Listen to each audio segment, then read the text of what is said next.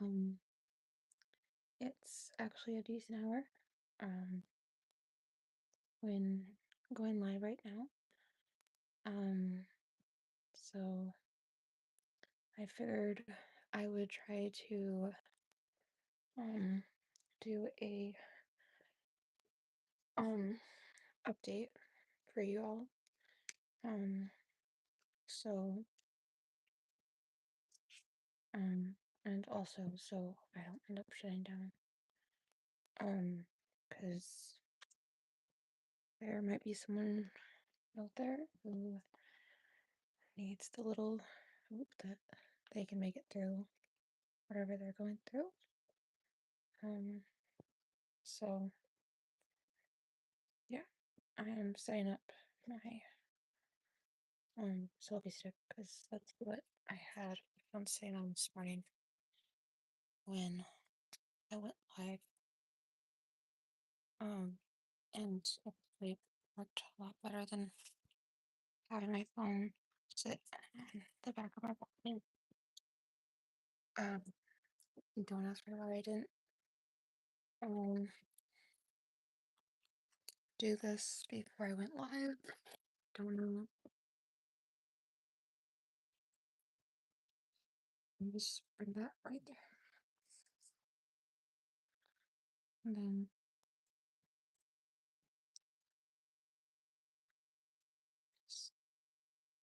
okay. Okay. Yeah.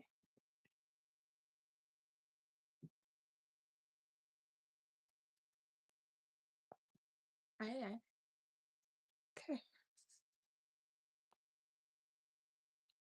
And my iPad's in the top drawer, so I couldn't get distracted. Okay. So, if you saw that I was live a few, maybe at most 14 hours ago, roughly, give or take. I'm not sure how many hours ago. I was live at, I think, 3 a.m. Hi, welcome in. And I was a bit of a mess. Um, and I got something in the mail today, and I already reached out to the person saying thank you, I appreciate it. So, a letter is from my grandpa's army buddy, and if you saw the live, if you were on the live early this morning, then you know I was having a hard time, and I still am, still working. Today's been a better day. But yeah, so I'm not gonna read it, but he printed out the letter that he wrote and he emailed it. He emailed, he printed out the email he sent me in November, right after I told him that my grandpa had passed. And it's talking about how they were guard gates in Germany, and how he was an amazing person and all that. And kid you not, he sent photos of my grandpa from over 50 years ago. And so, yeah. And when I was reading the letter, because this one was on the top, because there's three, and my parents, obviously saw that there were photos and they asked, my mom asked my dad, "Hey, isn't this your dad?" I'm like, "It's Grandpa."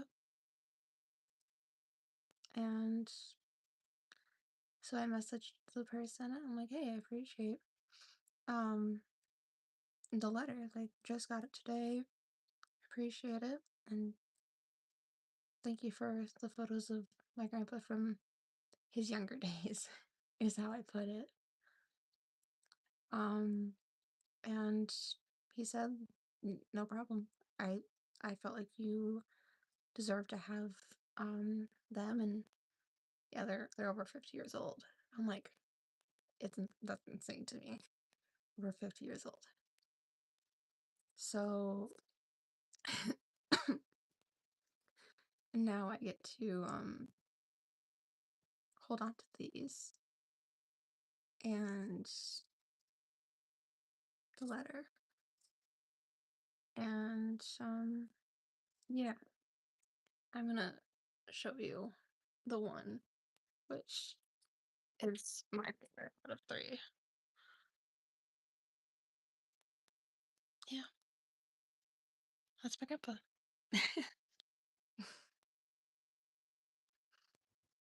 I When my mom had told me that there was a letter addressed to me, I was like, who could be?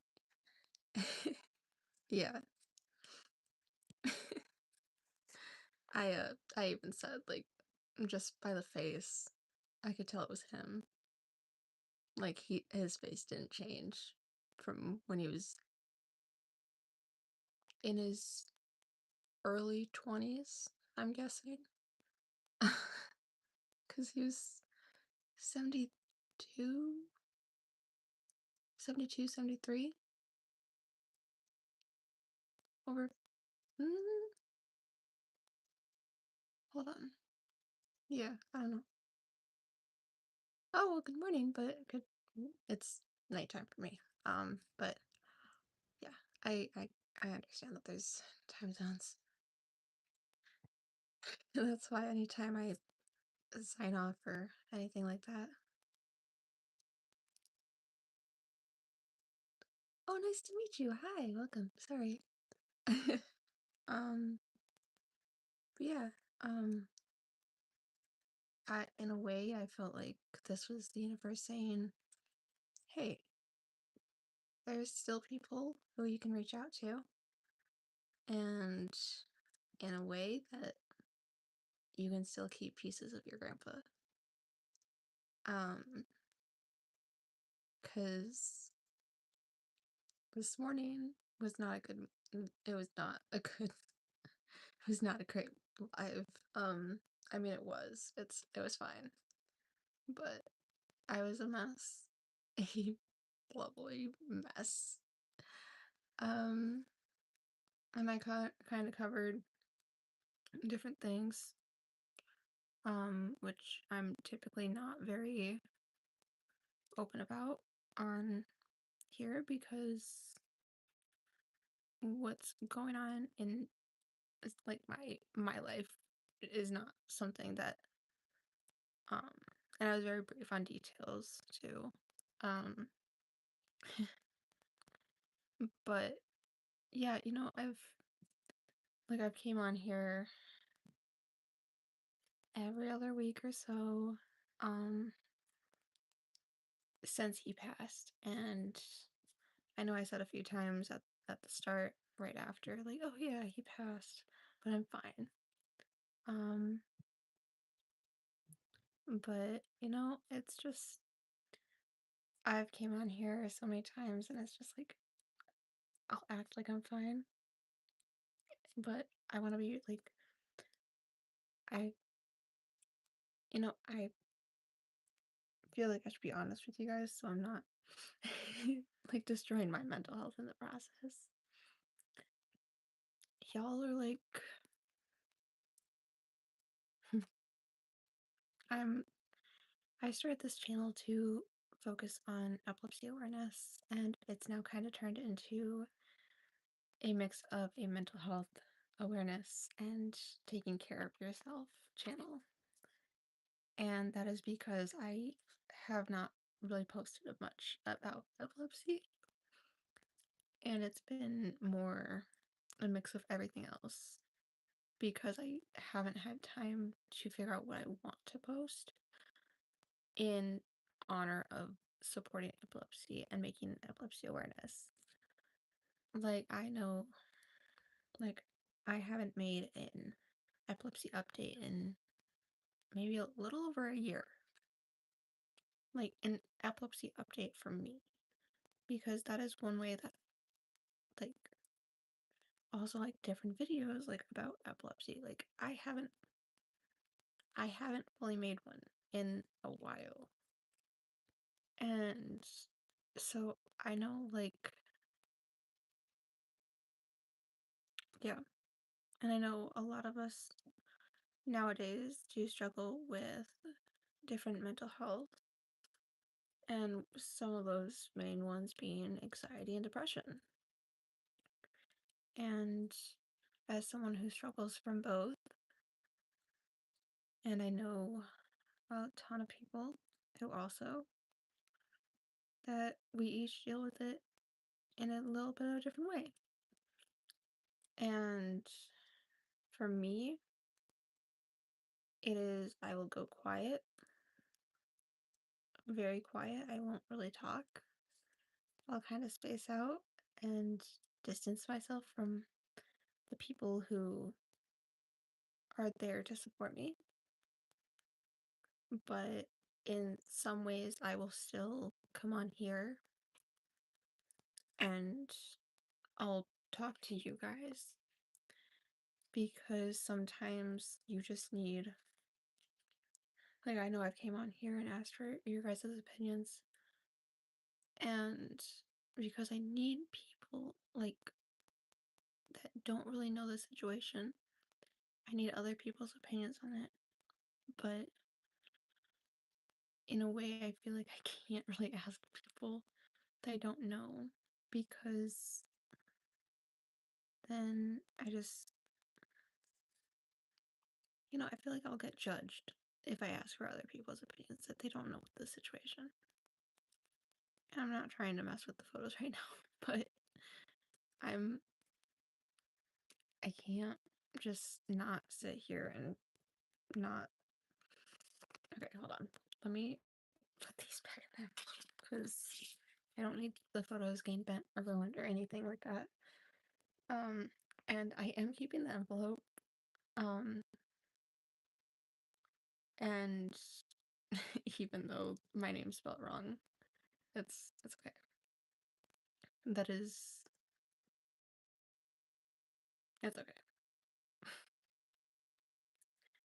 Because technically it still says the name, just the wrong first letter. It's okay. And also because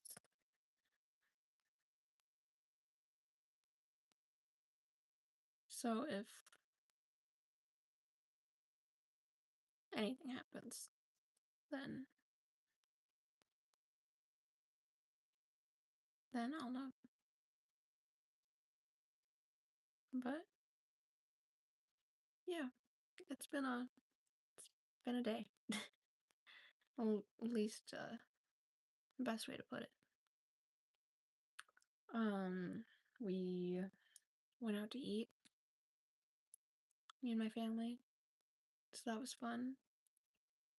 We went to Texas Roadhouse and I got my food, I cut it, and the steak was not cooked as well done. And so luckily I didn't completely like cut the piece off, but yeah. So then they cooked it the rest of the way. And then we went to Burlington. And I got a um quilted bedding. So I'm thinking the plan for Easter, aka tomorrow for me, and little over an hour. I'm gonna clear off my bed and put on the quilted stuff because when like summer fully hits, I would rather have it on already. And with it being middle of winter spring kind of deal right now where I live, I would rather have the quilted on and then just have to worry like about like lightweight blankets to just throw over top. Hey, welcome in. Sorry, I'm just yeah, if you guys want, I can show the quilted blanket because it's actually really pretty. Um, which original price was 60, but we paid 20 to 30 bucks. And then we got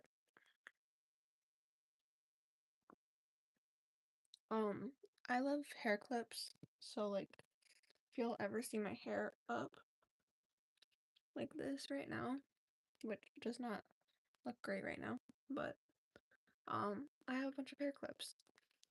And so Burlington had a 3-pack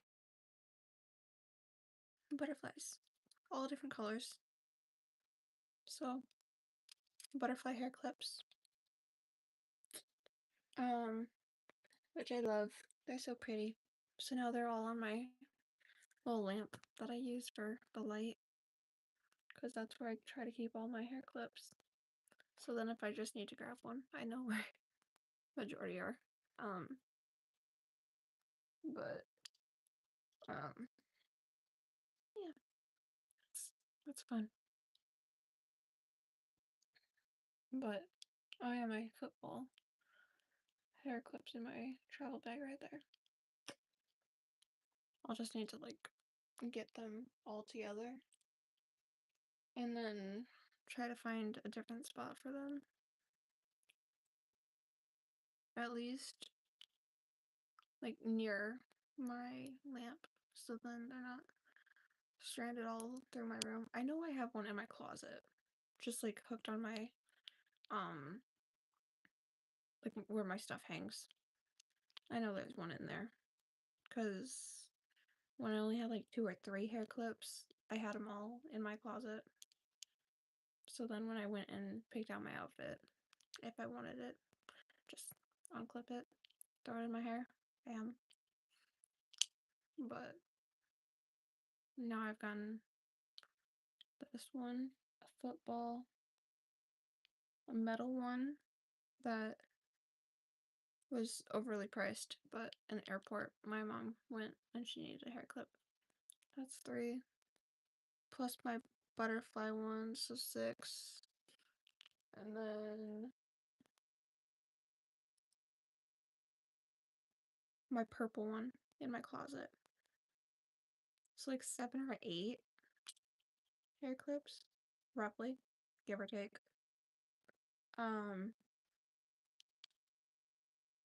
I feel like that's all of them.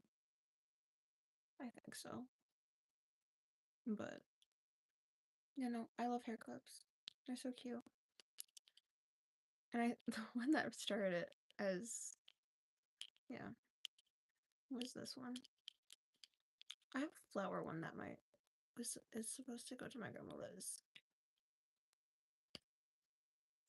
Yeah, so technically 8, but I may send that one to her still. I probably will. But it's starting to like the color of it, I think. Hold on. It's actually near my bed, so this is another one I got on my trip last summer,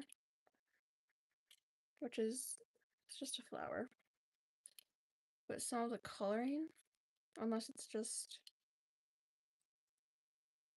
on some of the spots. Unless that's just really light. It looks like it's starting to come off and like chip. But no, the start of my hair clip obsession were these two from my trip. Which this one's actually like decently. I don't know how many times I've worn this in my hair. And it's not even close to like falling apart. Like, and like it's so pretty on both sides. I don't know. They're cute. Oh, the hair clip hit the shoe. Like I've never put this one in my hair because I want to send this to my grandma because she has longer hair than me, but I also don't know if she wears hair clips. So, hi, welcome in.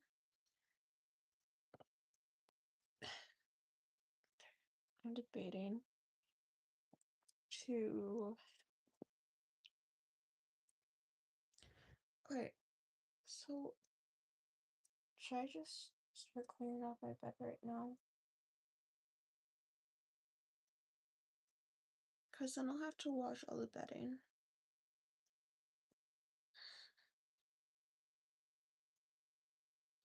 Where's a hair tie? There's one.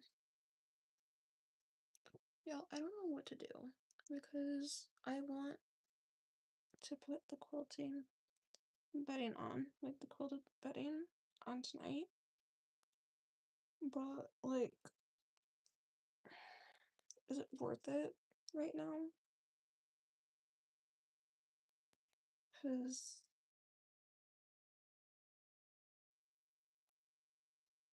like, my bed right now is partially a disaster. It's not as bad as what it was. But I also went on insane and pulled down a bunch of little kids' books last night at 3 in the morning. Not all of them, but more like the books that I would get every now and then. And they're like God gave us books. Yeah. I've been saying for a few months I should do just a live where I'm reading little kids books. Which I think that would be fun. But summer cleaning, kind of, but more like early spring. See, it's not, I can't fully call it spring because we're supposed to get snow. We're supposed to get snow. And I'm so looking forward to that.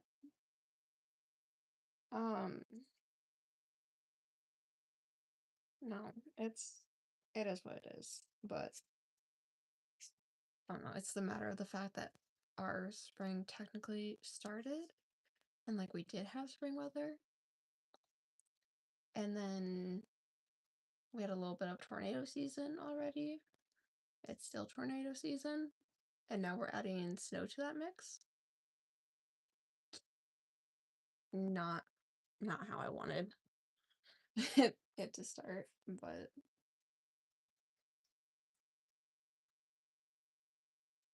why have I not finished this book?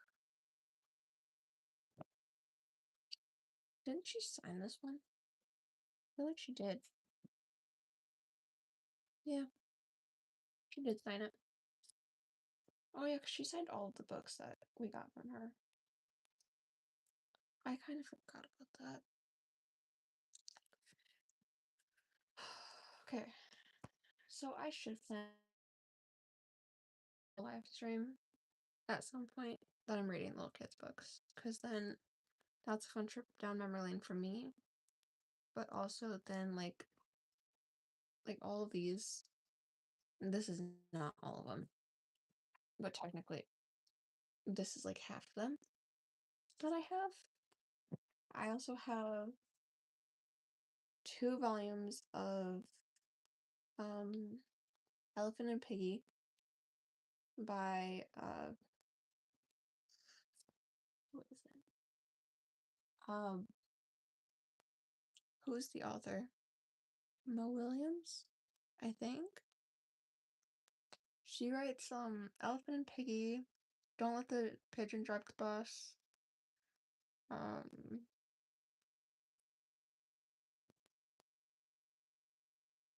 what other ones has she wrote? Yeah. Um Tornadoes are scary. How does insurance work with that natural disaster? I don't know. Partially because I'm not. I would have. So I'd have to reach out to one of my friends. One of my friends knows way more than I do on tornadoes. So I wonder if she would know that. Even though she's a year younger than me. But this girl is like, she knows quite a bit for her. I don't know. She's amazing. I love her for that. Because I because she hasn't been in the state for spring break. She's been somewhere else. And I told her the day after this happened, the the air was like really it was calm, it was quiet. We lived near the highway. The highway was dead silent, and then like top part of the clouds was like dark gray, and then like the bottom half was like a light gray. Like you could it was almost like blue, but it wasn't. And she's like, "Oh, Casey."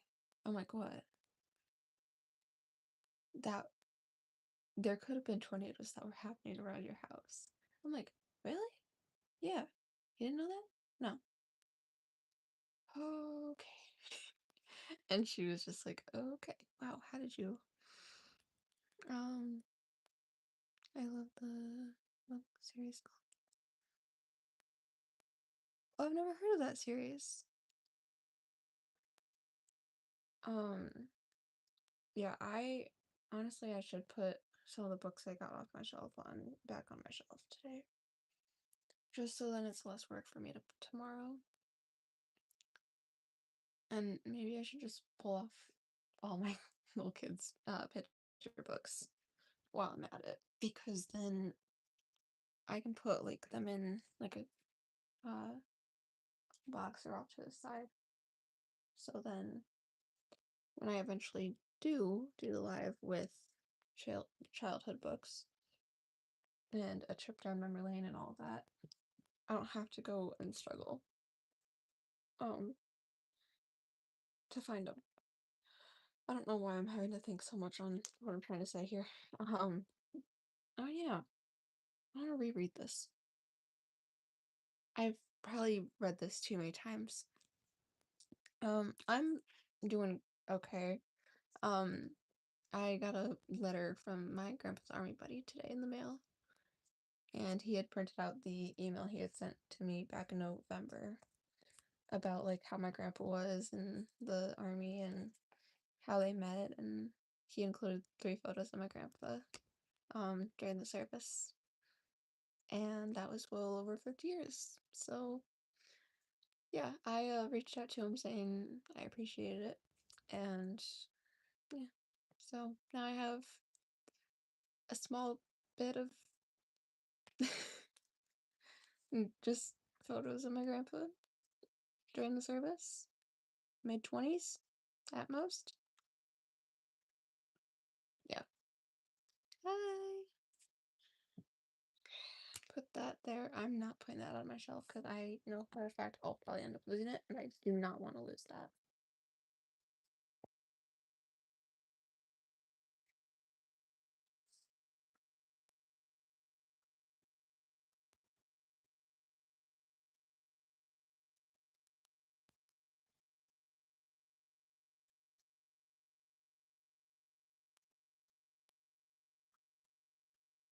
Today's the 4th, so mark the 5th. Okay. And then another devotional Bible. Two. At most, I think I have two right now. I have my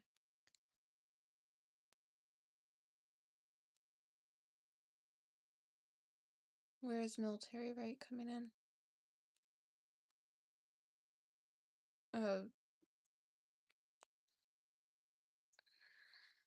Sorry, I'm all over.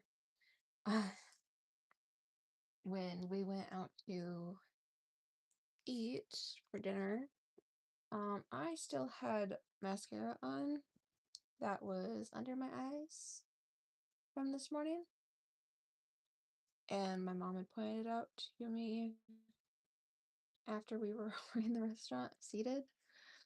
And she's like, you have like black under your eyes, right? I'm like, yeah, mascara. She's like, you didn't try to clean it? I'm like, no, I've been trying. And she's like, okay. Because I had been trying to get it completely. But I could not get it completely off. So it's kind of stuck there, and then throughout dinner I was able to get more of it off. Like underneath under my eyes. Which really happy about that. But no, it was fun. Okay. So we're just maneuver all that over there.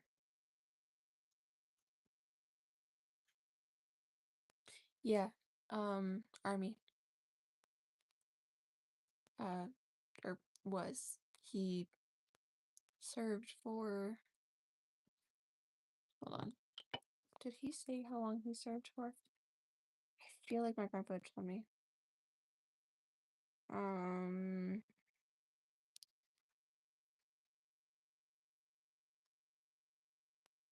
mhm.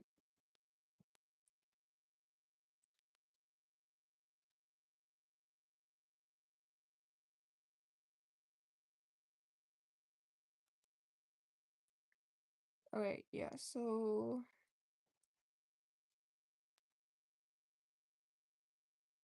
oh, I didn't even realize that he used my grandma's uh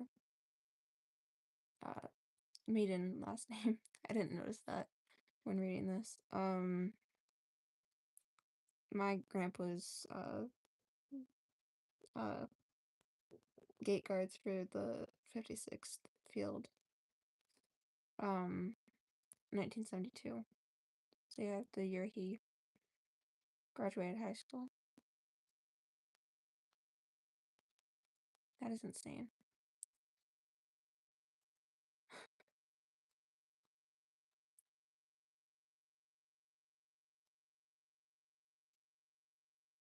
Yeah. So 1972 Army guarding the gates. I knew that he guarded the gates. I just didn't remember. I could have sworn it was the year he graduated high school, but I wasn't sure if it was um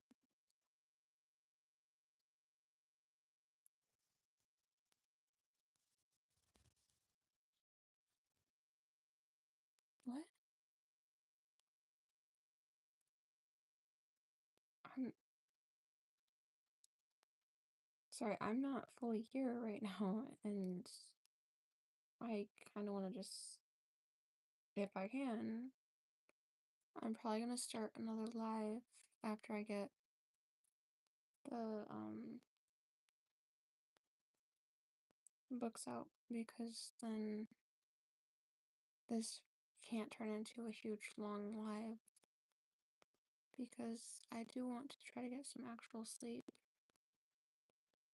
and get to bed at a decent hour so I can try to get back into a routine for tomorrow night, because I have school Monday.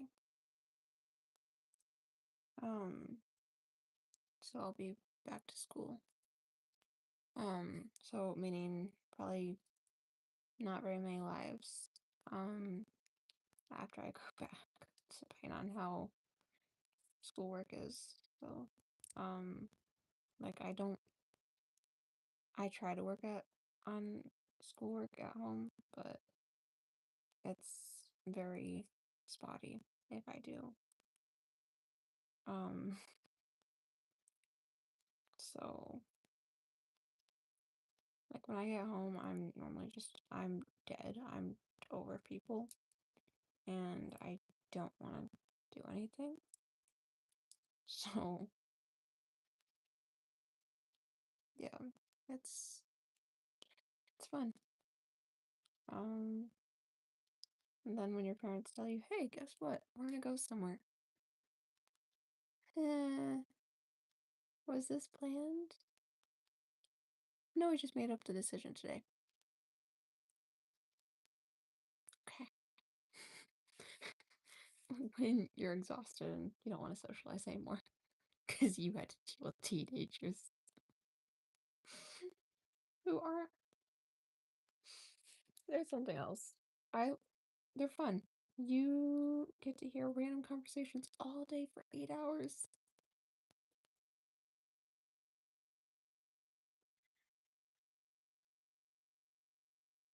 I do. Um, and I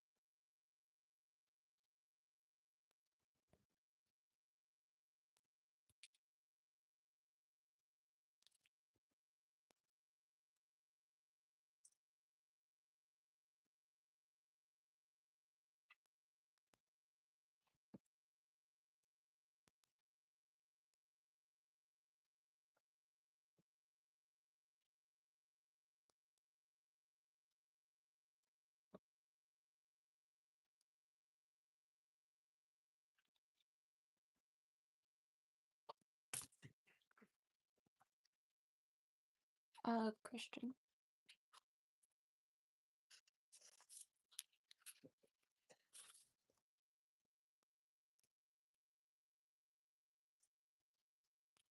Actually, I'm not gonna put this book away because I kind of still need that. Um, that right there, that, that, and get down right there.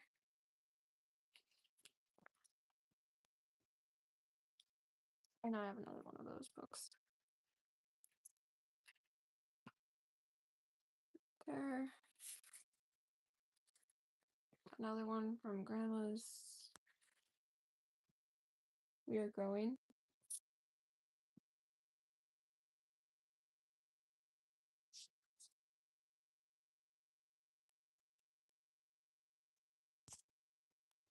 Oh, 3 volumes of Elephant and Piggy.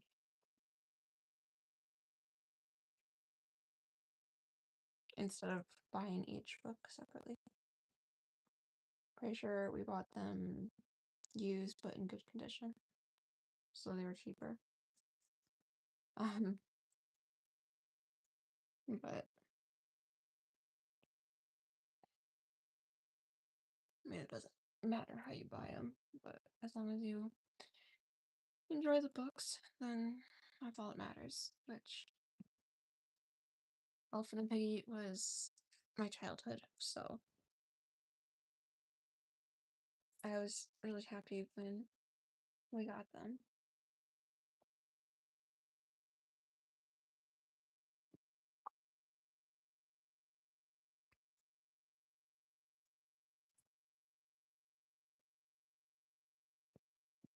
Okay. So this is about all of my children's books that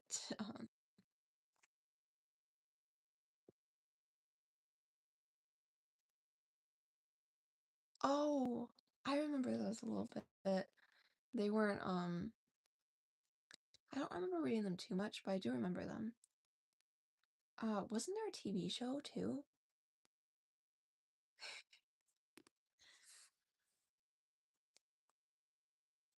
Ooh, I'm itching quite too much.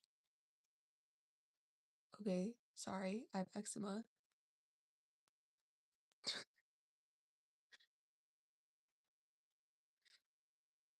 And plus, like, like, my skin is super dry. Like, there's a thing called climate and dry skin. Oh man, things that I love this.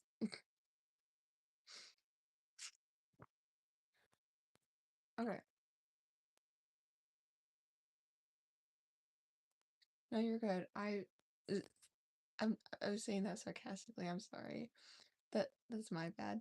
But like the amount of times that things have been said over comments to me, I'm just like I'll try to respond sweetly, but like other times I'm just like, okay, yeah, sarcastic response.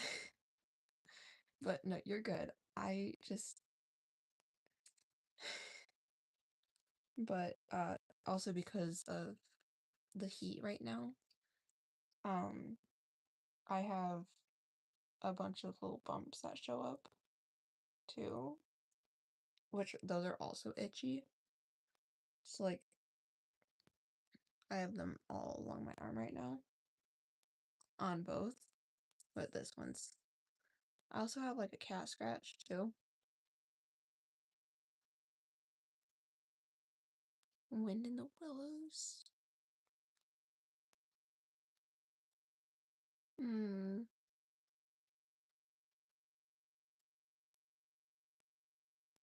I don't I don't remember that one.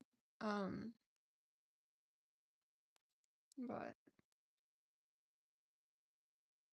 yeah, I think I am gonna read at least one of these books. Just because it was one of my favorite books. And it still is. But I have to remember what I have not opened this for a few years. Hold on.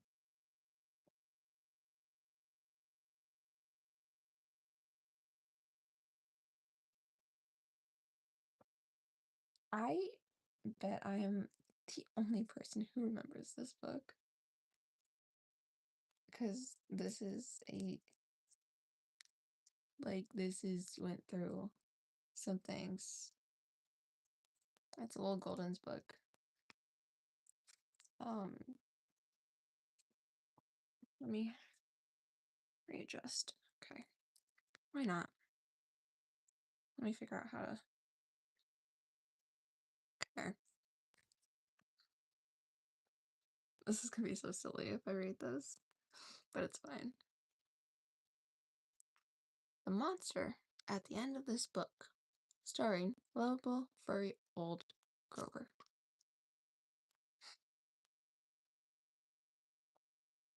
It does. Um, but this is um, yeah, because they have little golden books for the Disney movies too. Um, the monster at the end of this book. This is a very dull page. What's on the next page? Hold on. Let me. Wait, what did that say? On the first page, what did that say? Did that say there will be a monster at the end of this book? Yes. It did? Oh, I am so scared of monsters. Shh. Listen, I have an idea. If you do not turn any more pages, we will never get to the end of this book. And that is good because there's a monster at the end of this book. So please do not turn the page. You turned the page!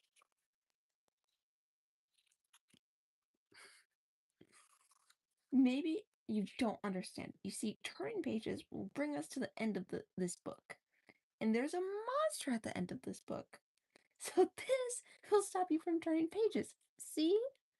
I'm trying to I'm tying the pages together. So you cannot. You turned another page. You do not know what you are doing to me. Now stop turning pages. Alright. I forgot how short this book is. There! I, Grover, am nailing this page to the next so that you will not be able to turn it and we will not get any closer to the monster at the end of this book. Blink, bam, bing, bong, bing,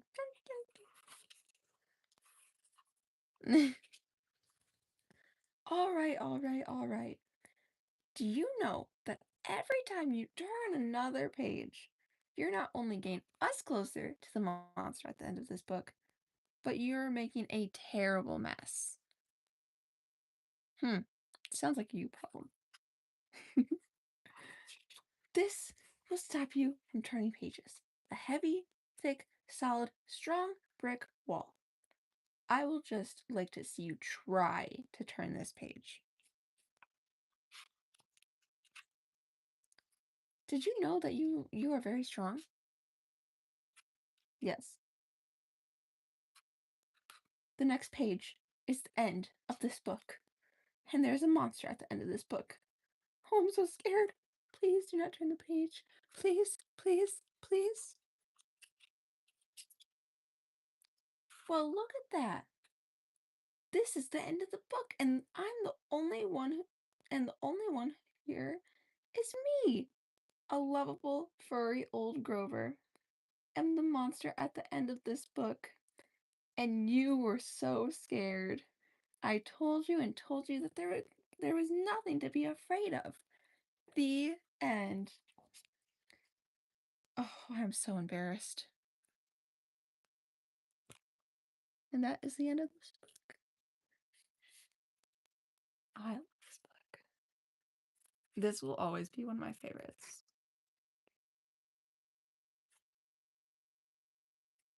But like, if you guys want to see like how like tape, pretty sure it's taped on the back too. Like it's gone through it. um yeah, I would, man.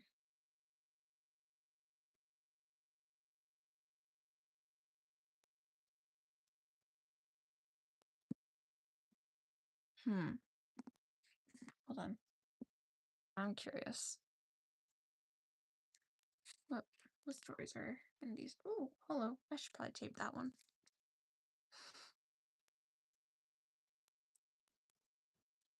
I remember that one. We Are in a Book. I remember that one. This is gonna be a lot of like, oh, I remember that one. I remember that one. I remember that one. I don't remember that one that much. Elephants Cannot Dance. There's a bird on your head. I remember that one. Some of these were like my all-time favorites. Like I'd check them out from the library and just read them to a quote unquote audience. No audience, no one there. And pretend I was a teacher. Valid. I'm going. Kinda. We Are in a Book. I remember that one. I loved that one. That was a good one. I Broke My Trunk.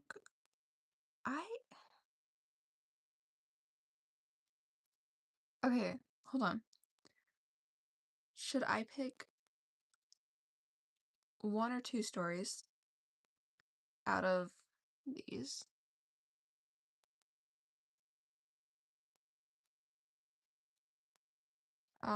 Because I have 3 volumes of Elephant and Piggy.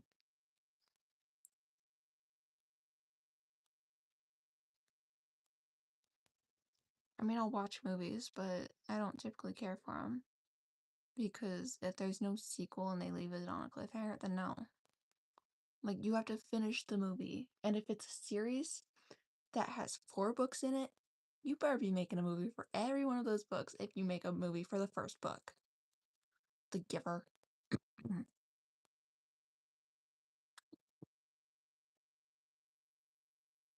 That is my opinion on that. Okay. So I think there is. Okay, I remember one from each one of these. Books and movies are the same. They are. Well, unless you read The Giver and then you watch the movie they left out so many details. I'm sorry, but like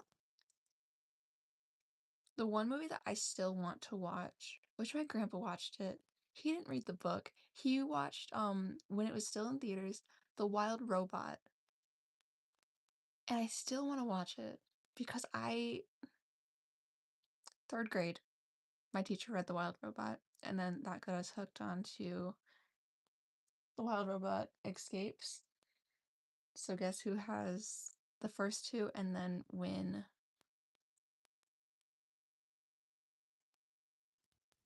Virgin was supposed to have 4 movies, but the 4th got canceled due to the. Wow. That is. See, The Giver, they made a movie for the first book, but they left out so many little details from what they gave in the book. One of those being hair ribbons. Well, we see hair ribbons. I was like, what? Yeah. So, because like The Giver, I've tried to like listen to the second one. No, no. Because I'm like one of those people, like, I can read the book, and if there's a movie, I'll watch it. So, like, Miss Peregrine and the Peculiar Children, I just read that a little over a month ago with one of my classes. We watched the movie. I was just like, see that the movie, like, I had I had imagined things on because of the way they were explaining it. But I'm like, the movie just helped me visualize so much better because they kept it the same. Yeah. See, yeah, I'll agree with that. Like the way they made the Giver one, like I will keep going back to the Giver because the Giver was they messed it up so bad. Like they kept some things like the same, but like they left out some of the things that like when I say this, like I mean this with all the love in my heart, but like as my teacher was reading the Giver to us, which was 7th grade, whenever they would say something that was like obviously like we'd never read this book, and she said hair ribbons, all of our heads tilted to the same side. Anytime something was said like that, all of our heads would fall to the same side, and she'd be looking up as she said it. So when we watched the movie as a class, and it didn't cover what in the world were hair ribbons, which I've tried to find out since. To my understanding, they're just ribbons that were in their hair, and they could not take them out of the hair until they were a certain age. I'm like, so y'all left that out of the movie. And but like that part and just a few other parts of The Giver in the originals too. I have not. I don't venture out of my reading comfort zone, which I really should, but I don't. Like half of my shelf right now. Okay, so most of them they're like little kids books because of the fact that I took a lot of my childhood books from my grandpa's. So I have the Laurel Ingalls books. I've never read them. I know my oldest cousin read them. Um, there's Junie B. Jones. Uh, I think up to like book 20, give or take. There's crime, there's romance, there's breakups, there's Twisted Tale of Disney books, there's children's books, there's mental health books, there's I have a Spanish book for crying out loud. Um, mm,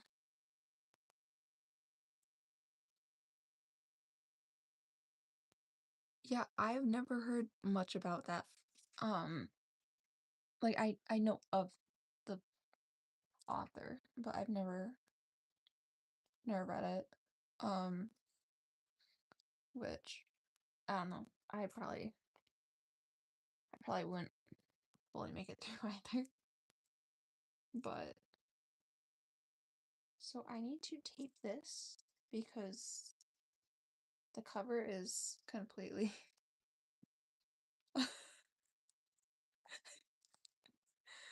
so I gotta fix that at some point. Okay. So I think I'm gonna read at least one book from each volume. And then see where that puts me for time because it's 11:54 right now.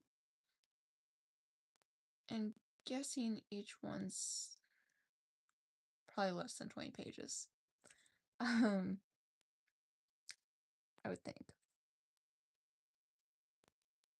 Okay, so I think I'm gonna start with volume 3. Okay, I gotta remember. 189. 189.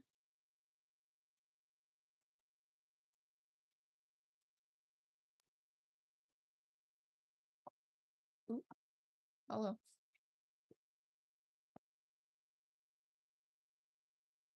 There's no way that just happened.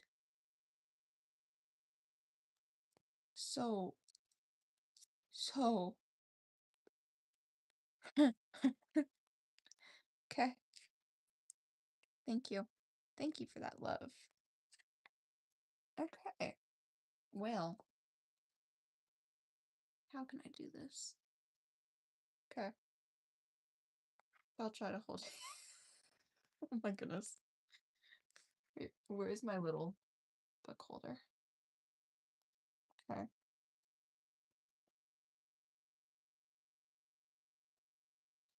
I'll try. It could be fixed. Yeah, I just have to really, really do a deep dive of how I could. Um, besides tape. Okay. Should I share my ice cream? Oh boy. Lord help me. Ice cream! Get your cold ice cream for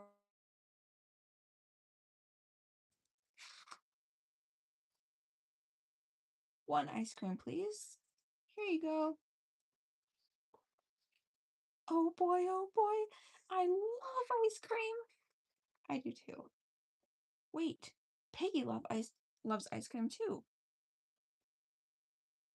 Goodbye, pillows, I guess. Peggy is my best friend. Should I share my ice cream with her? I think you should. Should I share my awesome, yummy, sweet, super great, tasty, nice, cool ice cream?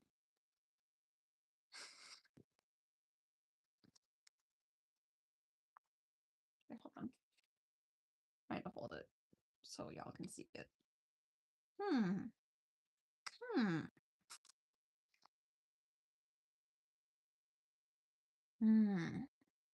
Maybe Peggy doesn't like this flavor. Yeah, I'm sure. Sharing a flavor Peggy does not like would not be wrong. Wait, what? Sharing a flavor Piggy does not like would be wrong. Okay, there. Does not like would be wrong. Okay, I read that wrong the first time. I will eat the ice cream. Wait. Peggy will like this flavor. It's very yummy. I will share my ice cream. It will not be easy. Hey, Piggy is not here. She doesn't know I have ice cream. If you keep standing there, she will. I will eat the ice cream. Where is Peggy?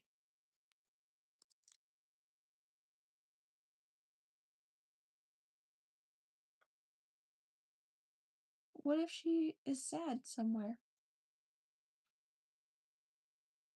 Come on. I must find her. Do, do, do, do. When I do, I will say, would you like some of my ice cream? Then she will say, thank you, that would cheer me up. Then I will give her my ice cream to share. Yum. Then my best friend will be happy. Sharing is caring. I will do that. I will share my ice cream.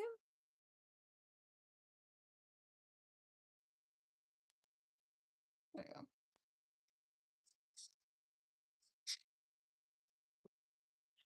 No!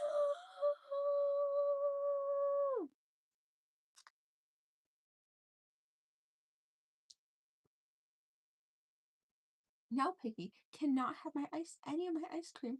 Now I cannot have any of my ice cream. I blew it.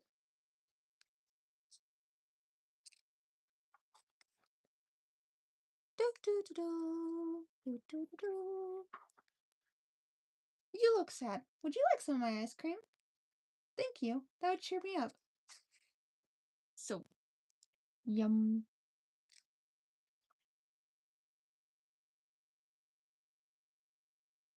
That was not my plan. Oh well, this works too. And then, one of my favorite parts, can we find the pigeon? Hidden in the back. Because I think I see him.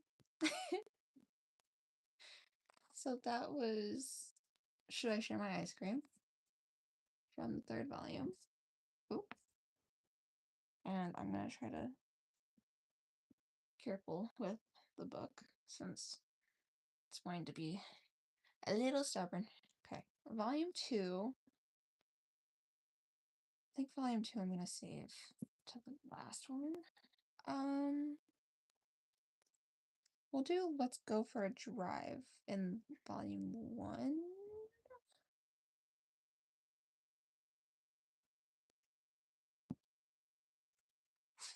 Okay, wait. What page? 189. Yeah. 189. Oh. 189. This one's actually holding together. Okay. This one is Let's Go for a Drive.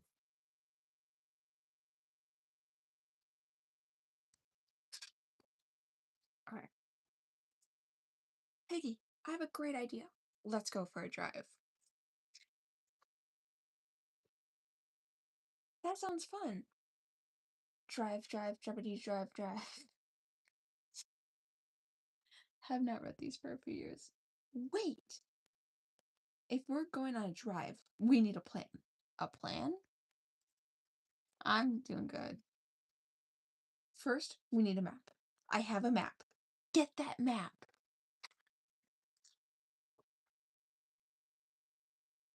You cannot go you cannot go for a drive without a map. I have the map. Drive, drive, drivey, drive, drive. Map, map, mappy, map, map. Wait. It might be sunny while we drive. We need sunglasses. I have sunglasses. Get those sunglasses. Zip. Bringing sunglasses on a drive is smart planning. I have the sunglasses. Zip. Drive, drive, drive, drive, drive. Sunglasses, sunglasses, sunny, sunny sunglasses. Wait. It might rain while we drive. That's valid. We need umbrellas. I have umbrellas. Get those umbrellas. Zip. Make a plan and stick to it, is what I say. I have the umbrellas. Zap. Drive, drive, drive, drive, drive. Umbrellas, umbrellas, umbrellas, umbrellas. What? Wait. We have so much stuff to pack. We need bags. I have bags. Get those bags. This is me with my friends. You cannot go wrong with a good plan. Oof. I have the bags. Zip. Oh, it's storming outside. Drive, drive, drive, drive, drive. Bag, bags, baggy, bag, bags. Wait. There will be a lot of driving on our drive. No, really? We need a car. I said we need a car. Do you have a car, Piggy? No. I'm a pig. A pig with a car would be silly. Do you have a car? I do not have a car. Oh no! We have everything we need for our drive. Except for a car. Our plans are ruined.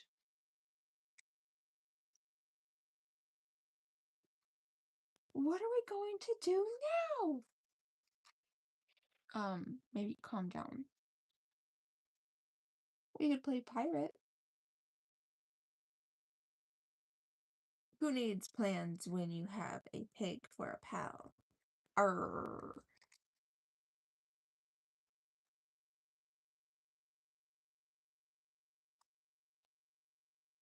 And then the end page.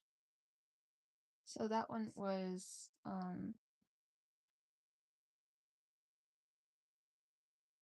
oh, let's go for a drive.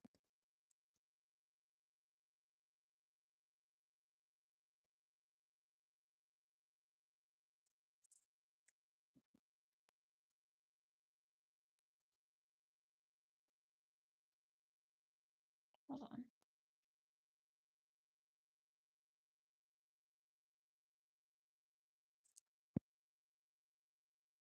Okay. That's the first one. Oh, thanks. Okay, then this is gonna be well no, I can do one of the God Gave Us books because it's technically Easter for me.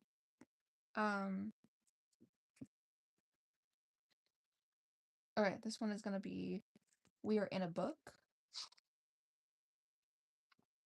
Oh, hello. 60. Okay. I remember hearing this one for the first time. Okay. Look, The book we are in a book is in a book. Whoa. Nothing. Nothing much. We are in a book? Thank you. Hmm? Piggy? Yes, Gerald? I think someone might be looking at us. Hmm? Well, someone is looking at us. Who is looking at us? A monster? No, it's a reader. A reader is reading us. Oh no. Wait. How is a reader reading us? The reader is reading these word bubbles.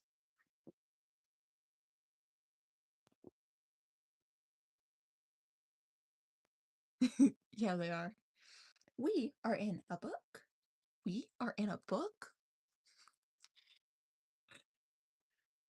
That's so cool. Whoop. I feel bad for picking half these stories. We are in a book. We are in a book. We are being read. We are being read. Oh, I have a good idea. I can make the reader say a word. You can make the reader say a word. I can. If the reader reads out loud,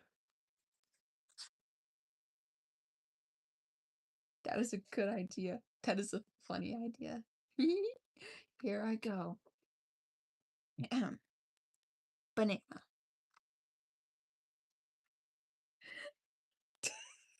She's so pleased. Did you hear that? The reader said, banana. Oh, oh, the reader said it again.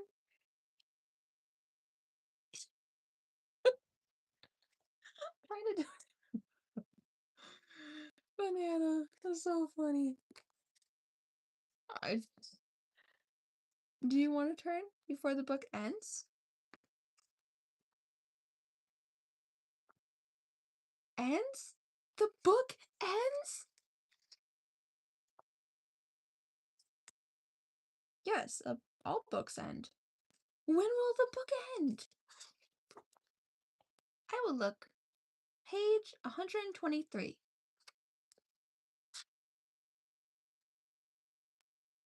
Page 123? It's page 112 now. Now it's page 113. This book is going too fast. I have more to give. More words, more jokes, more bananas. I just want to be read. I have a good idea. That is a good idea. Hello. Will you please read us again? I hope this works. Me too. The end.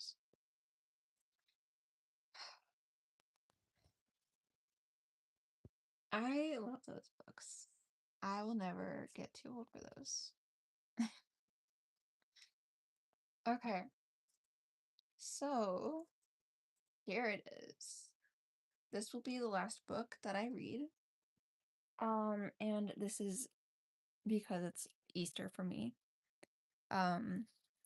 So in some way, some shape or form, I will always read this book on Easter, either day of Easter or the night before. So this is God Gave Us Easter. This is yeah. Okay, wait, hold on. I gotta sit back how I was. Cause this one's more a serious one. Kinda. But I love Easter, Little Cub said. Me too, Papa Bear said. It's even better than Christmas. Better than Christmas? Why? Because on Christmas Day we celebrate Jesus' birthday. But on Easter, we remember we get to be with him forever. Forever. Forever. That's why God gave us Easter. I like the Easter bunny, cried Little Cub's little sister. And candy, added Little Cub's little brother. The Easter bunny is like Santa, Papa Bear said. He reminds us of gifts and happy surprises in the morning. But God is the one who gives us Easter. Easter is part of the bigger story he had in mind for a long, long time.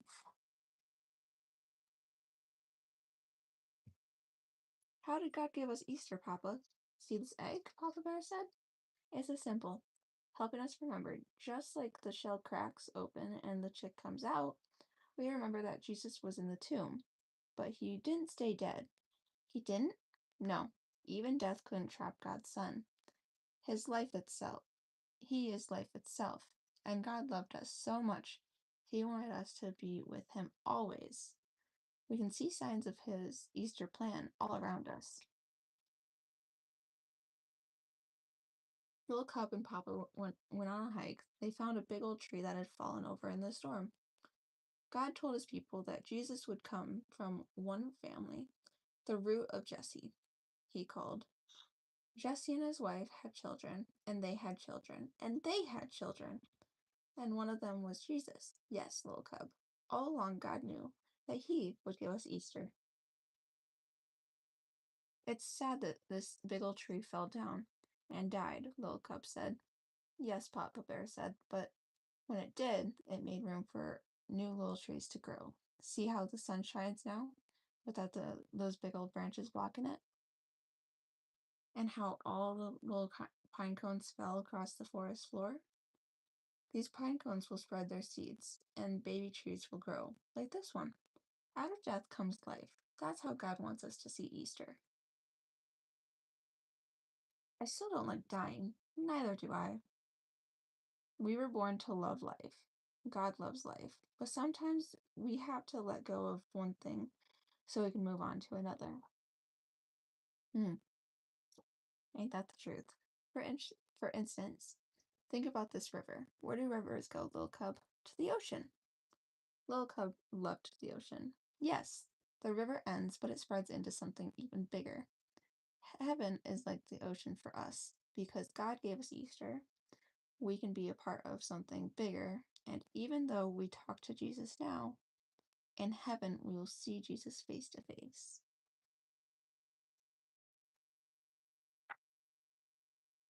Couldn't Jesus have just waited for us in heaven a long time ago? God's children wouldn't listen to him.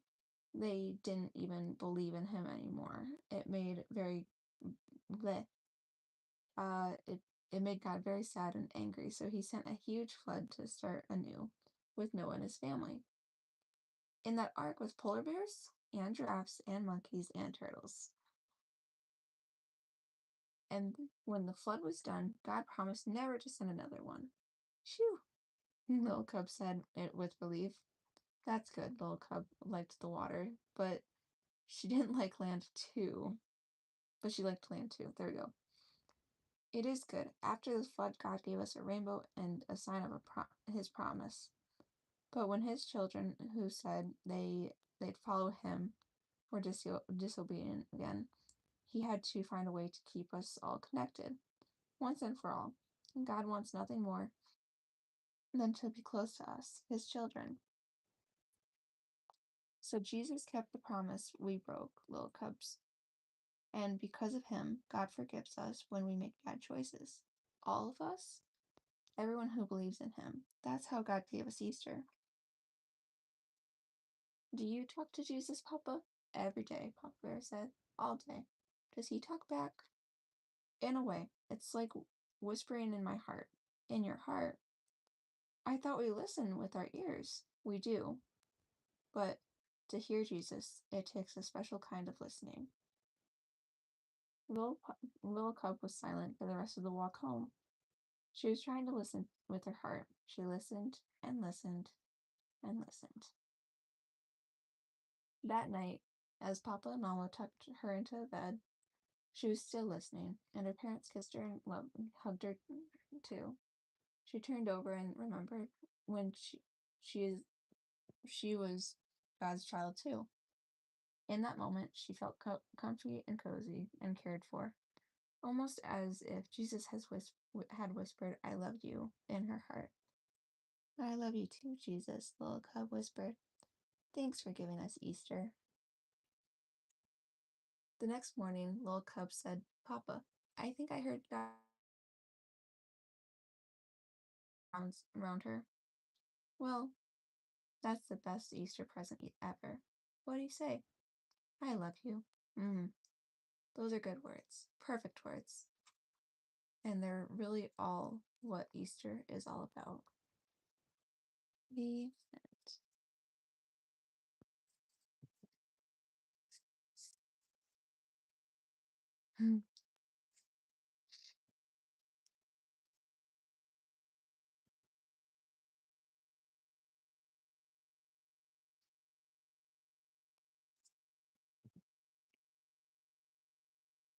What is this one about?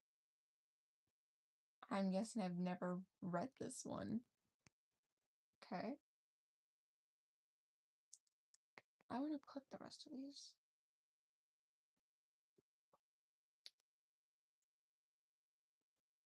God gave us you. God gave us heaven. God gave us love.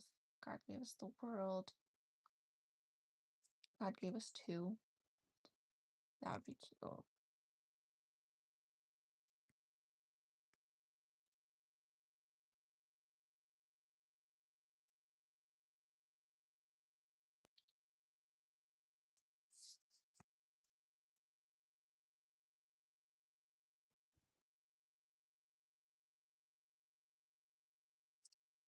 See, I think there's only so many in this series, so.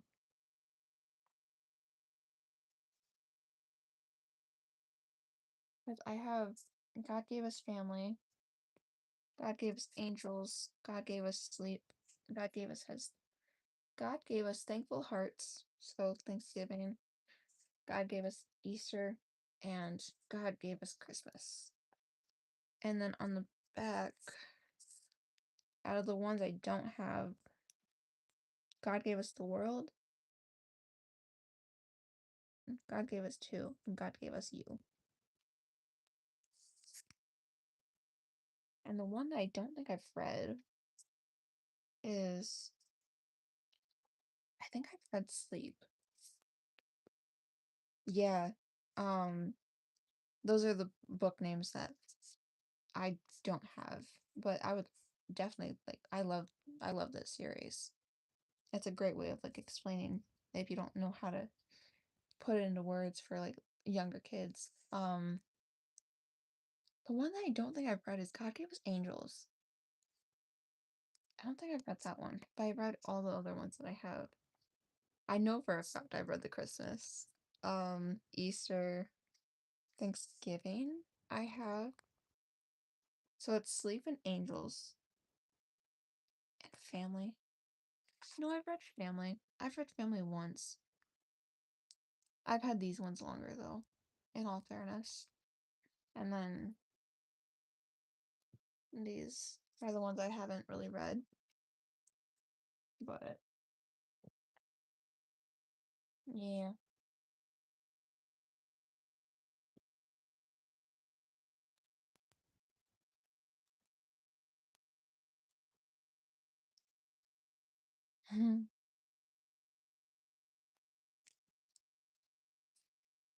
Okay, wait. And this is the back of a book that I was read, my dad was read, both growing up. Love You Forever is the book. A young woman holds her newborn son and looks at him lovingly, singing softly. She sings to him, "I'll love you forever. I'll like you for always. As long as I'm living, my baby you'll be." This is the story of how that little boys go through the stages of childhood and becomes a man. It also is about enduring nature and parents loving and how it crosses generations. Love You Forever is a book that both children and adults will enjoy over and over again.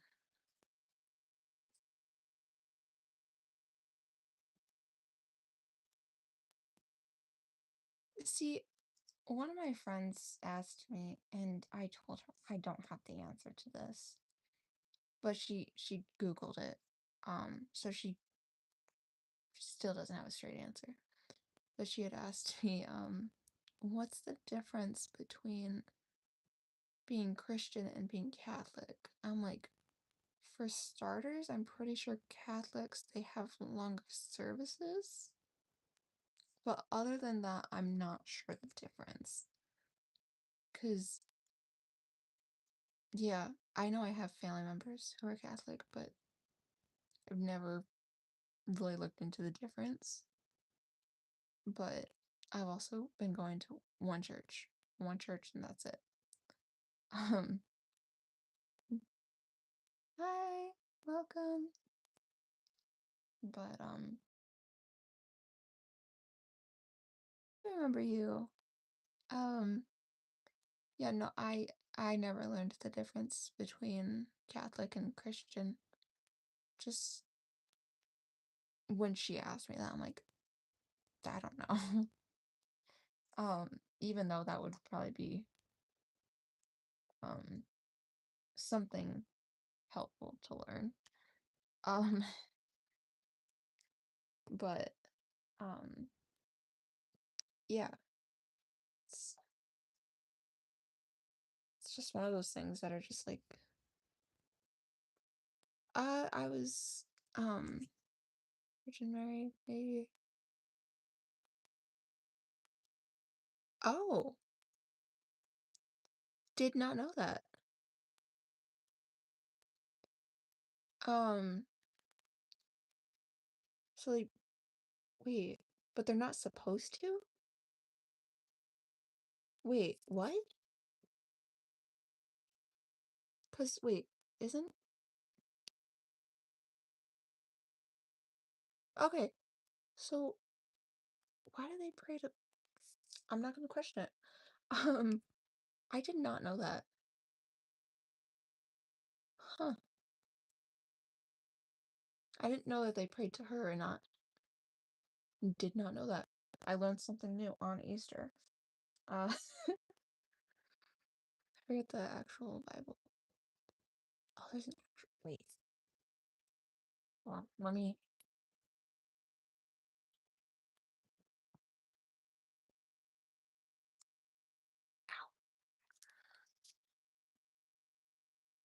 oh, and that is a reminder for me to do my devotional that I forgot to do yesterday. Oops. Um, yes, Bible app. Thank you. I'm gonna send it to her because well, if you're curious on the Bible verse of the day, Matthew chapter 28 verse 6. He is not here, he is risen, just as he said. Come and see the place where he lay. Okay.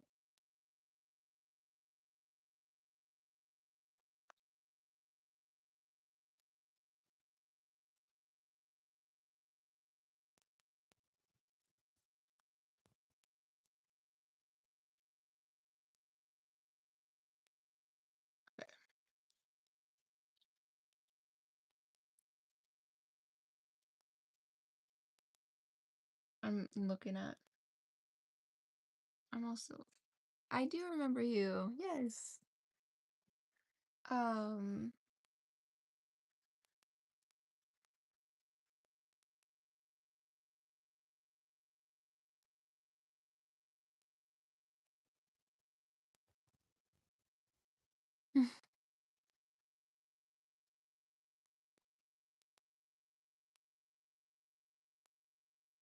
yeah, I uh searched it in my Bible app, but there's multiple different Bible verses. So I wonder if there's just like a certain ones because it's bringing up like Matthew, Luke, John, First Timothy. Therefore, I want the men everywhere to pray, lifting up holy hands without anger and dispute. Um, hold on. Mhm.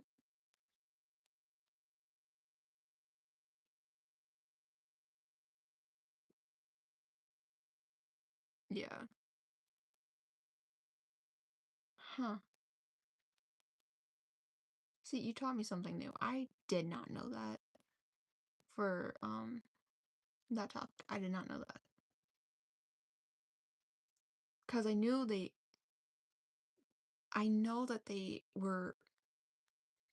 they're close to what like Christian is, but I did not know the difference. Like I knew something was different, obviously, but I did not know that. So I learned something new. Okay, and then, ooh, I am a few days behind. Didn't I? Hold on. For an evening. Okay.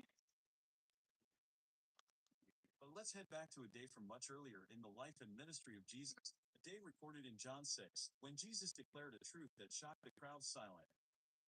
I am the living bread that came down from heaven. Whoever eats this bread will live forever. This bread is my flesh, which I will give for the life of the world. Yeah. Those words were That's spoken just after Jesus had see, miraculously yeah. fed 5,000 people with I just know 5 loaves of they bread were and 2 similar, fish. but I Actually, didn't wait, know if they were the this exact doesn't quite. same. Words were spoken by Jesus. He fed the 5,000. Good night. They come back to him looking to get another round of bread. And let's be honest, it probably wasn't just bread they were after, but many other things of this world. What? There had to have been a spot of hope here and there that Jesus would squeeze, say, some money or power out of seemingly nothing. And this is how Jesus responded to their request. You've got to stop chasing after food that spoils. What you really want, what you really need, is food that endures to eternal life. I know your stomachs are roaring for food, but your souls are roaring for something even more important: forgiveness and reconciliation to God. And I've come to bring that through the very sacrifice of my body and blood. Jesus says, I am the living bread that came down from heaven. Whoever eats this bread will live forever. This bread is my flesh, which I will give for the life of the world. Back to Holy Week.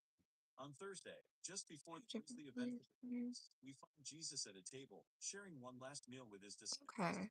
And when he grabs the bread, offers thanks, and then breaks it Yeah, in no, pieces into 12, he says, honestly, I think like "Take and the eat. differences and like the similarities would be, I think that'd be a cool little side project. I'd love that. I feel like I've said that before, but no, that's especially for me going into wanting to go into the career path I want to go into. Meal that has its Um, forgiveness. It's full of life." Sometime after this, Jesus crossed to the far shore of the Sea of Galilee. I think it would The be Sea of Tiberias. beneficial. A great crowd of people followed him because they saw the signs he had performed by healing the sick. Then Jesus went up on a mountainside and sat down with his disciples. The Jewish Passover festival was near.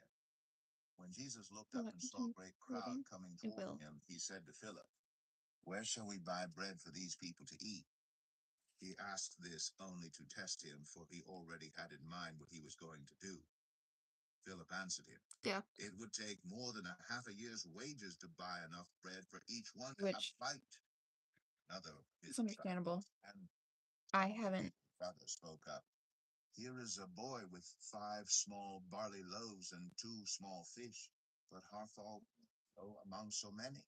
That would have been Jesus the said, one to "Plenty of grass in that place," and they sat down, about Adam and 5,000 Eve, men. right? Because that would have been the first Thanks and lie distributed to those recorded, who were seated as much as they wanted. He and did the that same with it was not to trust all God. had enough to eat. He said to his If disciples, "Gather the because pieces that are left over. he Let told nothing Eve be to wasted go against what them." And God so had said to not eat that fruit. 5 barley loaves So he left over by eventually, those who had eaten. right? After the It would have people been signed in Jesus, the garden. he began to say, "Surely Now this I'm is second guessing who myself. was to come into I, Jesus, knowing that they intended to come and make him king by force, withdrew again I to the think it'd be mountain by the one in the art garden.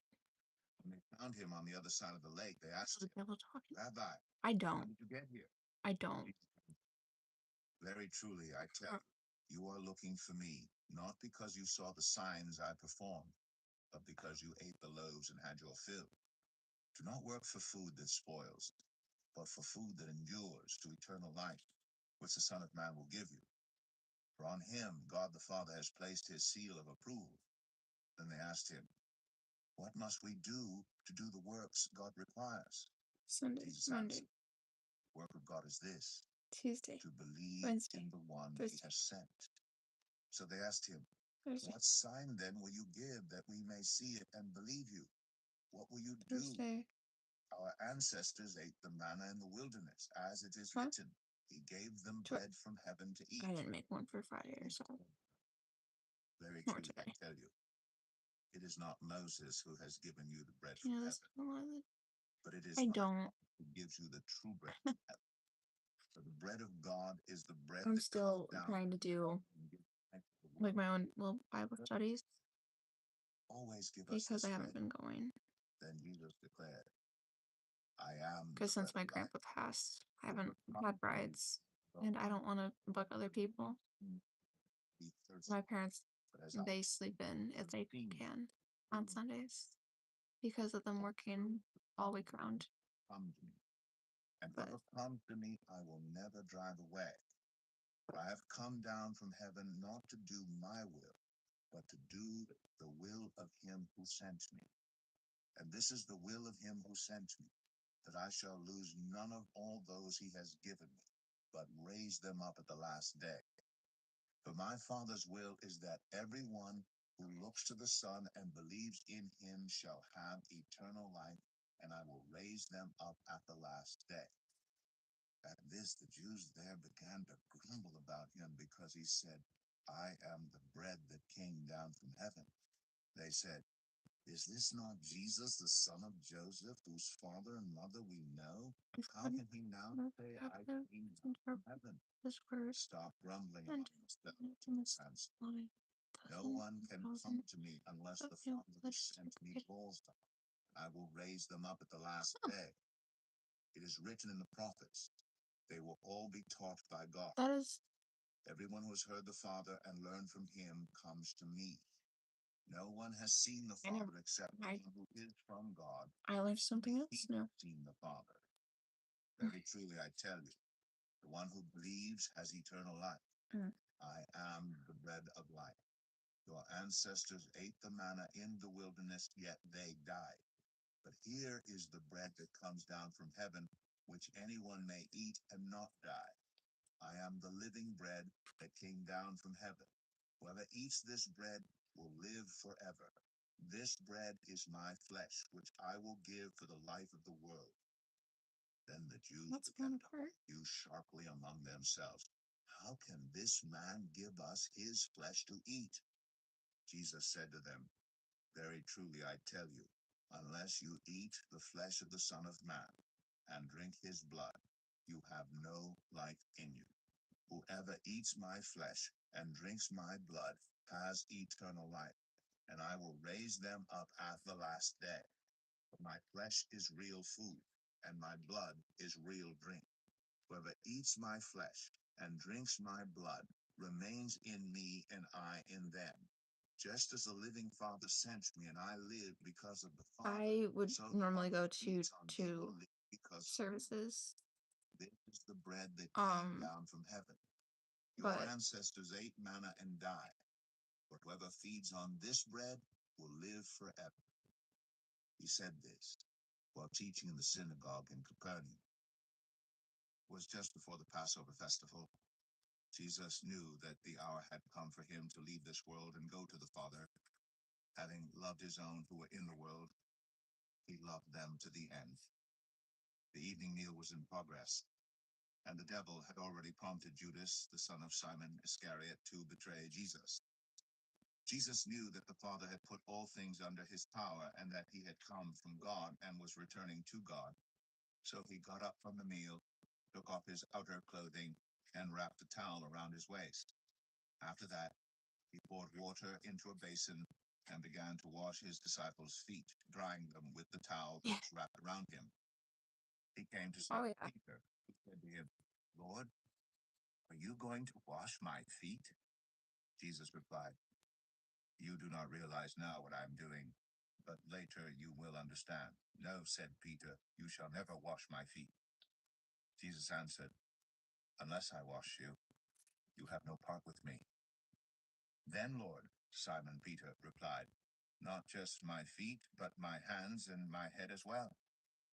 Jesus answered, Those who have had a bath need only to wash their feet. Their whole body is clean, and you are clean, though not every one of you.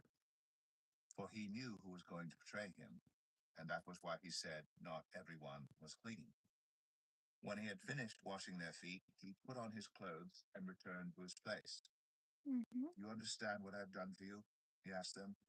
You call me teacher and Lord, and rightly so, for that is what I am. Now that I, your Lord and teacher, have washed your feet, you also should wash one another's feet. I have set you an example that you should do as I have done for you. Very truly I tell you, no servant is greater than his master, nor is a messenger greater than the one who sent him. Now that you know these things, you will be blessed if you do them. While they were eating, Jesus took bread, and when he had given thanks, he broke it and gave it to his disciples, saying, Take and eat.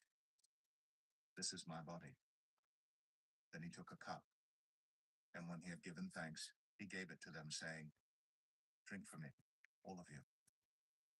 This is my blood of the covenant, which is poured out for many for the forgiveness of sins. I tell you, I will not drink from this fruit of the vine from now on until that day when I drink it new with you in my Father's kingdom.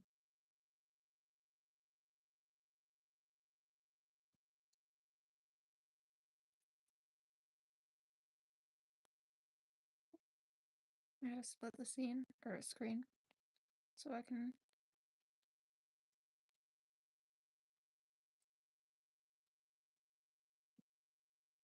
Okay, so apparently I started this one. When they found him on the other side of the lake, they asked him, Rabbi, when did you get here? Jesus answered, Very truly, I tell you, you are looking for me, not because you saw the signs I performed, but because you ate the loaves and had your fill. Do not work for food that spoils, but for food that endures. This is the one we just went through. Okay, so I didn't process that. Okay, please.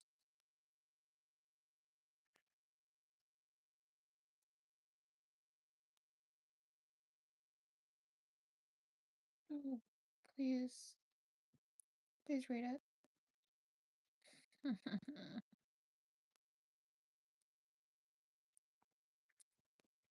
Okay.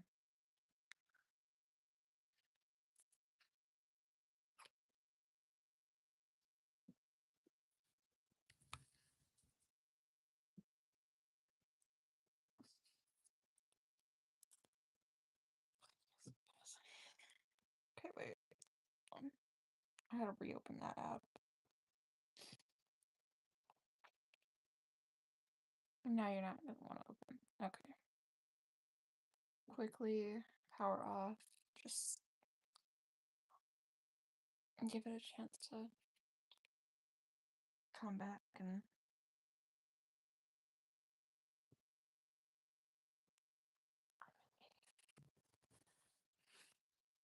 I'm in pain. Holy crap. Feels so weird to actually have like a fluffy pillow. And one of my pillows was as flat as a pancake. And then I have a memory foam. So now the one that's on top is actually um actually decent pillow. So the third Friday, I went bowling with one of my friends, and so my legs and stuff are sore. And so, yeah, I'm in a little bit of pain, which is fine. Well worth it. Because I had a good time, she had a good time for bowling, so as long as we both had a good time, that's a-okay.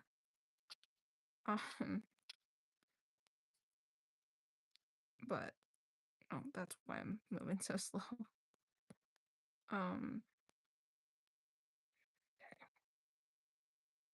Yeah. Oh, come on. You All along the path of Good Friday, we spot ourselves, and rarely in the people, places, or things we'd like to show up. There are plenty of examples to offer, but here's one of the most searing. Peter. We first spot ourselves in Peter before Friday, on that Thursday night in the upper room just after Jesus has said he will deny him 3 times before the rooster crows. Matthew 26:31-35. Sopping wet with foolish bravado, Peter hisses, "Even if I have to die with you, I will never disown you." We've tagged his bravado as foolish, because we don't even have to turn the page in our Bible before we spot ourselves yet again in Peter, when not once, not twice, but 3 times we cowardly claim ignorance of, and non-allegiance to, Jesus. Matthew 26:66-72. And so there we are again in Peter, breaking down and weeping, ears ringing from the rooster's crow. Not to pile on ourselves, or Peter, but as the clip you just watched proves, it's all a bit worse than everything mentioned thus far. Before the 3 Good Friday denials, there were 3 others, what you could call the garden denials hidden away in the seemingly innocent act of dozing off. The sound of Peter's snoring is the sound of denial, seeing as Jesus had begged him to keep watch, not just for Jesus' sake, but for Peter's, too, that he might not stumble into temptation. Matthew 26:36-46. You really can't help but wonder if Peter would have been able to stand if he hadn't fallen asleep. So, those 3 denials of Peter? It's really 6. And in all 6, we see ourselves. Each Holy Week, and particularly on Good Friday, every time we spot ourselves in Peter is an opportunity to whisper a 3-act prayer. We confess and grieve our denials, past and present. We ask for forgiveness in the name of the very one we've denied, the one who did not deny us of anything that was needed, but became obedient to even death on a cross, that our disobedience might be forgiven. In this, too, we offer thanks, because there's another moment in which we ought to spot ourselves in Peter. That post-resurrection moment late in John's Gospel when Jesus addresses Peter's failings, you guessed it, 3 times, all of it punctuated by an invitation to keep following, because we, are indeed forgiven.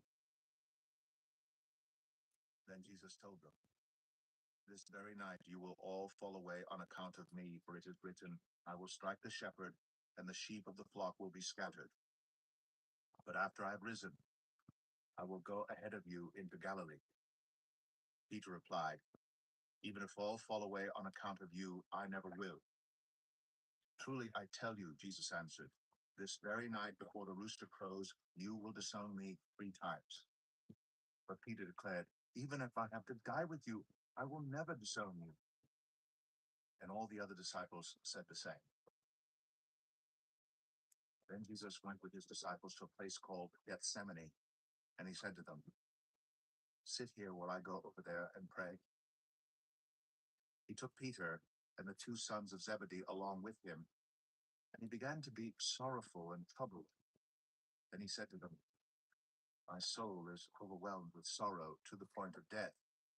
Stay here and keep watch with me." Going a little farther, he fell with his face to the ground and prayed, "My Father, if it is possible, may this cup be taken from me. Yet not as I will, but as you will." Then he returned to his disciples and found them sleeping. "Couldn't you men keep watch with me for 1 hour?" he asked Peter. "Watch and pray so that you will not fall into temptation. The spirit is willing, but the flesh is weak." He went away a second time and prayed, "My Father, if it is not possible for this cup to be taken away unless I drink it, may your will be done." When he came back, he again found them sleeping because their eyes were heavy. So he left them and went away once more and prayed the 3rd time, saying the same thing. Then he returned to the disciples and said to them, "Are you still sleeping, resting? Look, the hour has come, and the Son of Man is delivered into the hands of sinners. Rise, let us go. Here comes my betrayer. What do you think? He is worthy of death, they answered. Then they spit in his face and struck him with their fists. Others slapped him and said, Prophesy to us, Messiah. Who hit you? Now Peter was sitting out in the courtyard, and a servant girl came to him. You also whipped Jesus of Galilee, she said. But he denied it before them all. I don't know what you're talking about, he said.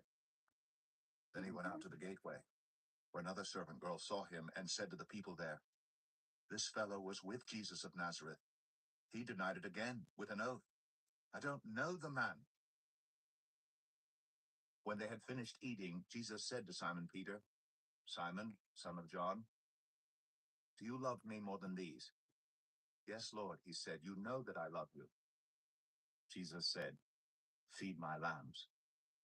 Again, Jesus said, Simon, son of John, do you love me? He answered, Yes, Lord, you know that I love you. Jesus said, Take care of my sheep. The third time he said to him, Simon, son of John, you love me? Peter was hurt because Jesus asked him the third time, Do you love me? He said, Lord, you know all things. You know that I love you. Jesus said, Feed my sheep. Very truly, I tell you, when you were younger, you dressed yourself and went where you wanted. But when you are old, you will stretch out your hands and someone else will dress you and lead you where you do not want to go. Jesus said this to indicate the kind of death by which Peter would glorify God. Then he said to him, Follow me. And today's. Do you ever wonder just how many people have clung to those words since they were first spoken nearly 2,000 years ago, that they might draw from them just a little bit of hope that one day their weeping and their grieving will turn to rejoicing? Surely it's been millions. But for now, let's think only of the ones to whom Jesus first spoke these words. His disciples. It was a Thursday Jesus said what he said to them, the Thursday before Good Friday, that fateful day Jesus was killed and the world cruelly rejoiced. And then, Saturday. The disciples are more than likely back in that upper room, and the only sound is the sound of weeping, which is, of course, the sound of grieving. Do you think Jesus' words from Thursday echoed back to them that Saturday? Very truly I tell you, you will weep and mourn while the world rejoices. You will grieve, but your grief will turn to joy. Did the words echo back, and even more so, did the disciples believe them? Because it had to have been hard to. But when Jesus said what he said on Thursday, he was simply speaking a truth that had been proven Really? true again and again by God in his sweet Water in word your throughout biscuits. Israel's history. Come on. From Abraham's journey to Joseph's rescue of the ancient Near East to Moses' exodus to Joshua's conquest to David's kingship to Israel's return from a perilous exile, and so many other grand moments tucked away between the ones just listed, this had always been true. God works to turn weeping and grieving into rejoicing. It usually took some time. It often meant some loss. It always had some mystery mixed in. But there was God, ever and always turning weeping and grieving into rejoicing. If the day you're in is Saturday, the Father has a word for you through his Son about what he's up to. You will weep and mourn while the world rejoices. You will grieve. But your grief will turn to joy. Saturday will turn to Sunday. It's what the Father has always done, and it's what he'll do. Even if it takes some time. Even though it often means some loss. Even though it will surely have some mystery mixed in. Cling to that with a white-knuckled tenacity like millions of others have. Because it's true. Jesus went on to say, In a little while you will see me no more, and then after a little while you will see me. At this, some of his disciples said to one another, What does he mean by saying, In a little while you will see me no more, and then after a little while you will see me? And because I'm going to the Father, they kept asking, What does he mean by a little while? We don't understand what he is saying. Jesus saw that they wanted to ask him about this, so he said to them, Are you asking one another what I meant when I said, In a little while you will see me no more, and then after a little while you will see me? Very truly, I tell you, you will weep and mourn while the world rejoices. You will grieve, but your grief will turn to joy. A woman giving birth to a child has pain because her time has come, but when her baby is born, she forgets the anguish because of her joy that a child is born into the world. So with you, now is your time of grief. But I will see you again, and you will rejoice, and no one will take away your joy. The Spirit of the Sovereign Lord is on me, because the Lord has anointed me to proclaim good news to the poor. He has sent me to bind up the brokenhearted, to proclaim freedom for the captives, and release from darkness for the prisoners, to proclaim the year of the Lord's favor and the day of vengeance of our God, to comfort all who mourn and provide for those who grieve in Zion, to bestow on them a crown of beauty instead of ashes, the oil of joy instead of mourning, and a garment of praise instead of a spirit of despair. They will be called oaks of righteousness, a planting of the Lord, for the display of his splendor. They will rebuild the ancient ruins and restore the places long devastated and devastated for generations. Strangers will shepherd your flocks, foreigners will work your fields and vineyards, and you will be called priests of the Lord. You will be named ministers of our God. You will feed on the wealth of nations, and in their riches you will boast. Instead of your shame, you will receive a double portion, and instead of disgrace, you will rejoice in your repentance. And so you will inherit a double portion in your land, and everlasting joy will be yours. Psalm 113. Lord, praise the Lord, you his servants. Praise the name of the Lord. Let the name of the Lord be praised Leave my phone now alone. and forevermore. From the rising of the sun to the place where it sets, the name of the Lord is to be praised. The Lord is exalted over all the nations, his glory above the heavens. Who is like the Lord our God, the one Right who there. sits enthroned on high, who stoops down to look on the heavens and the earth, Next to your sister. raises the poor from the dust, and lifts the needy from the ash heap? He seats them with the princes of his people. He settles the childless woman in her home as a happy mother of children. Praise the Lord. You guys need brushed.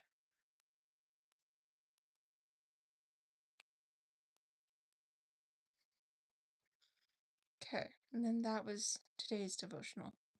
Tiger.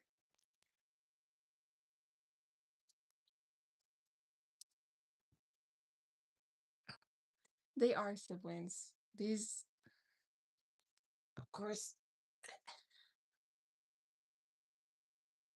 Yep, these two are siblings. They're the only two out of my 5 cats who are actually related. Tiger, buddy, leave my phone alone. Leave my phone alone. Really? Really? You had to knock it over? I can. Okay. I love y'all, but like, now I'm covered in cat fur. Why? It's mostly you, Tugs. It's mostly you. I know. I know. Like, that is, yeah. So definitely changing out bedding. I haven't even used my new pillowcases and they're already being taken over.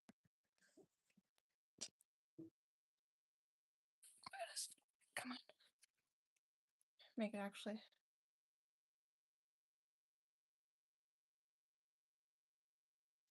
Yeah. They're all shedding like no other, but they shed all year round. But like I'm just like dragging my hand around like on their fur. Hey, leave the wrapper alone. Like, dude.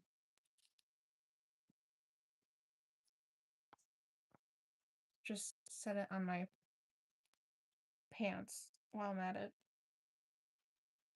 And you're just rubbing against the books. Yeah. Well, your fur is not any better. Miss Chubbers. With short, stubby legs. But your legs are so cute, even though they're a little short. The difference in, like, their paws and, like, their legs is insane. Because Tiger, he actually has, like normal sized legs. Not that, like, hold on. So Lily's legs, the one who's laying next to me on the pillow, she, sorry, I just looked at her and she's like, she looks terrified. Hold on.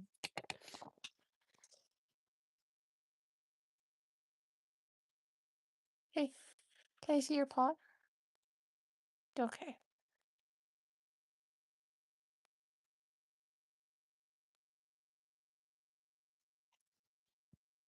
Bye, Tags.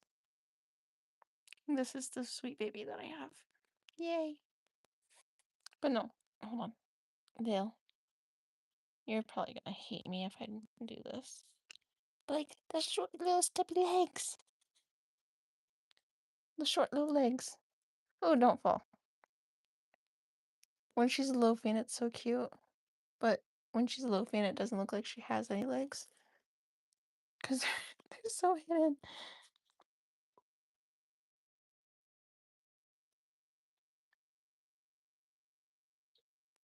You're taking over my pillow, Miss Girl. You're you're using my pillowcase before I even get to use it. And I put the other one right there.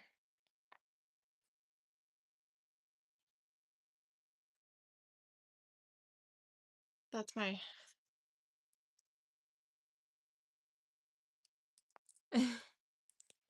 yeah. Okay, hold on. I gotta try to escape the cat for attempt.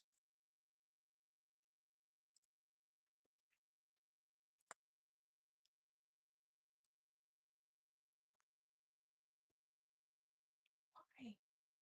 Why do I even try to wear black clothes? Like, even their fur. Even though they both have like gray fur. Somehow, y'all's fur, you can still see it on black clothing. It don't make sense. We have 2 white cats, 2 grays, and one. Our newest, she was all black, but her some of like her fur, like not on her head, but the rest of her body is like a light brown.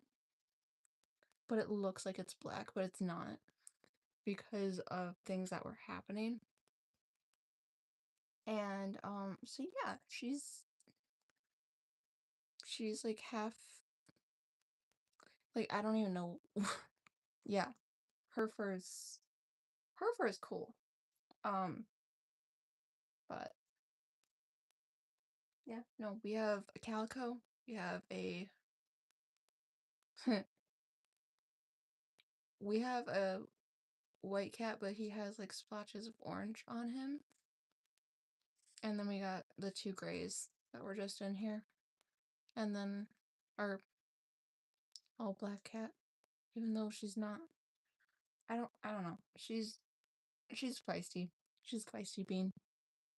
And she's been here since October. And the occasional cat fights that break out. They're fun.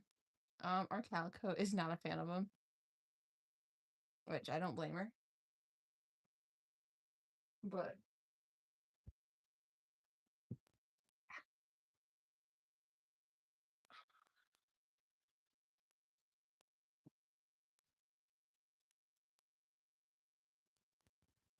okay. Did not think I could push that.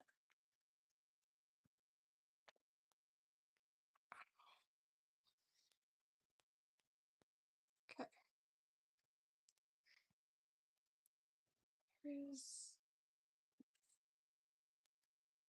Where's all my bonnets? No, because like actually my hair's disgusting still, and I don't feel like sleeping on my brand new pillowcases with greasy hair. Like that don't make sense. Why did I put these on? Also, it's one less thing that I have to worry about technically later today. Okay. What can I do? What can I do? What can I do? Is there one around here? If there is, then great. If there's not, then I don't I don't love that. Okay, wait, oh sorry. I'm like, ow. What did I just step on? Hold on.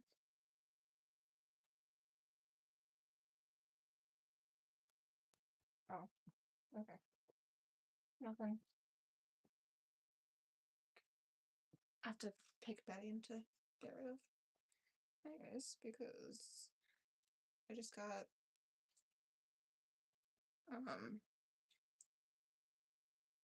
the quilting bedding, so I have to track down.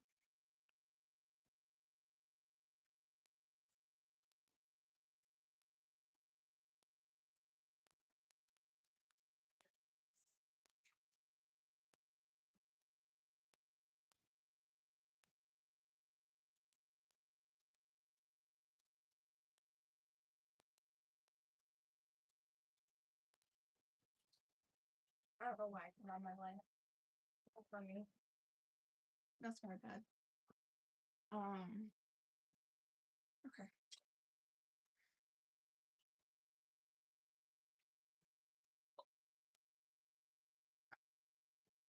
The struggle. And hair's in a little pony. And then we're gonna just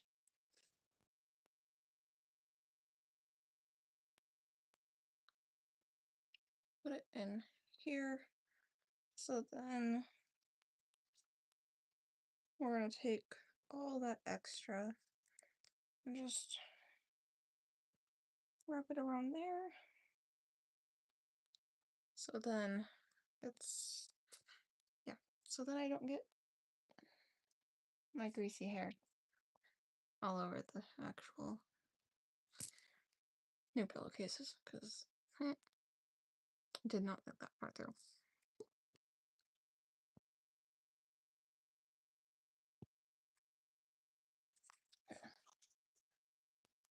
But what I probably am going to do, I'm gonna turn on some music and try to get my Holy Week lesson done. So I'll probably do that. And hope that that turns out. Because, yeah, I haven't worked on it in technically 3 days. But I need to find a Bible verse for Good Friday. I think Tuesday and Wednesday.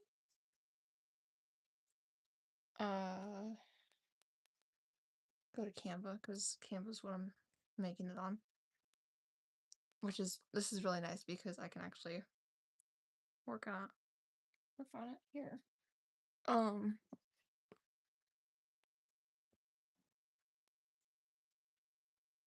I'm just not gonna have a blanket tonight. Ah, nope. Cover my feet because if my cats come in here, I'm not getting cats coming in here and messing with me. Not happening. Okay. So yeah, I have last Sunday Monday. I don't have one for Tuesday. Wednesday?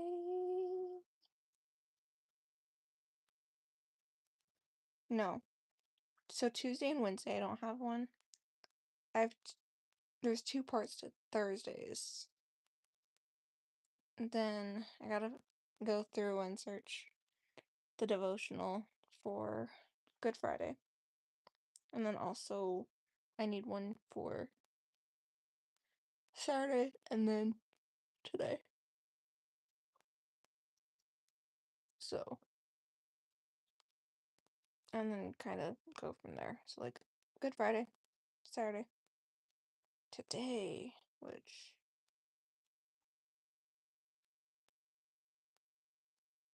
I'm also like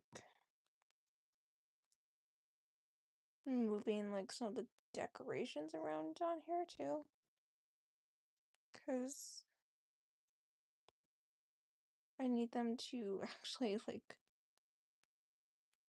I need them not to move. And it's just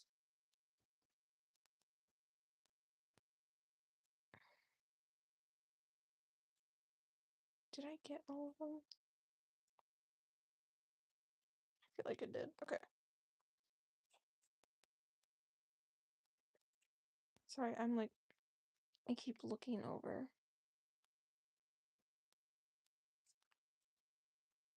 Very likely. Okay. So with this being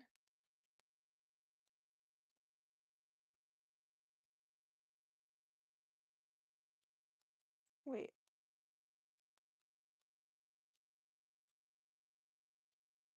Huh? Go here.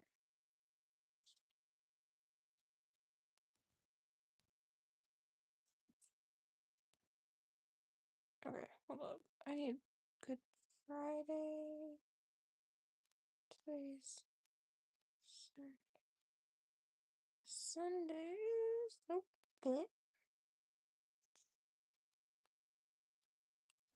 Good Friday was when he was. Yeah.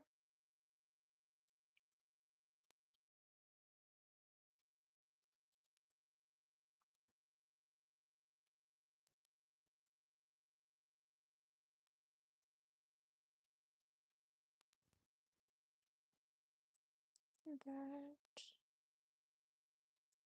was Last Supper.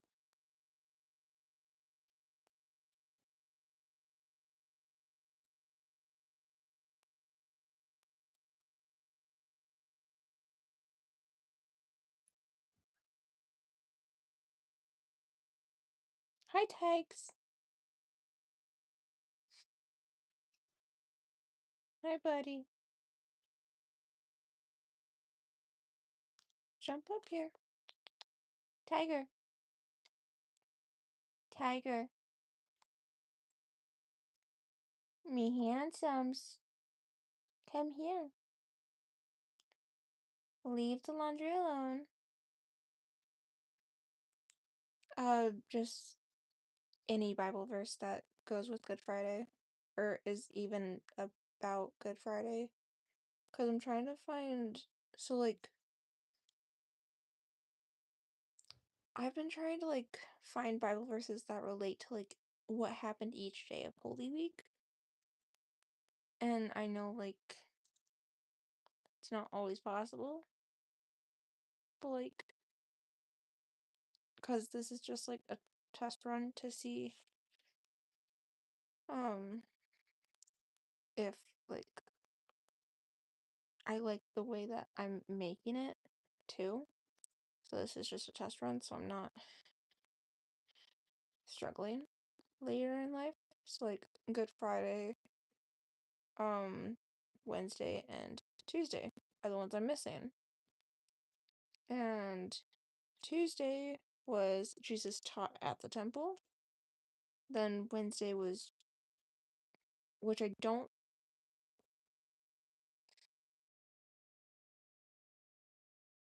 Judas betrayed Jesus for 30 pieces of silver. Part of me doesn't think that was right.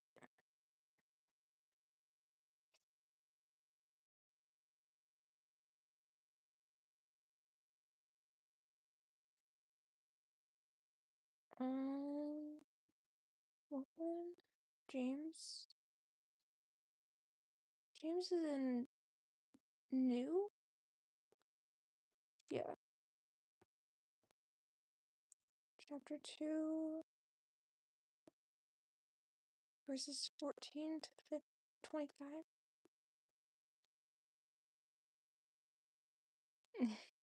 Thank you. I'm looking at it on my online because that's what I've been. So like this is the setup right now. My presentation and then the Bible app that I use.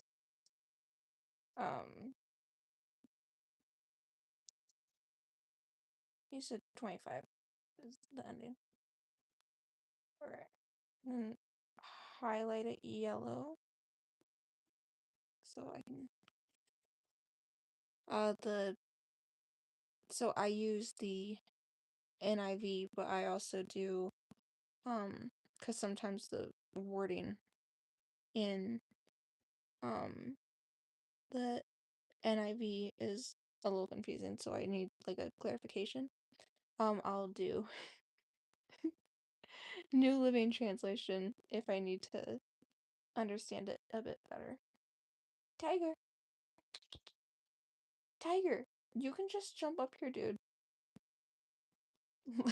Lily, you're just like, brother, get up here if you're gonna get up here, because if you're not, you're disturbing me for no reason. Tiger! Is it because you hear me talking? Okay.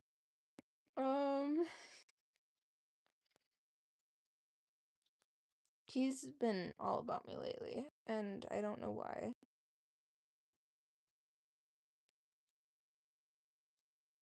Tiger. Dude.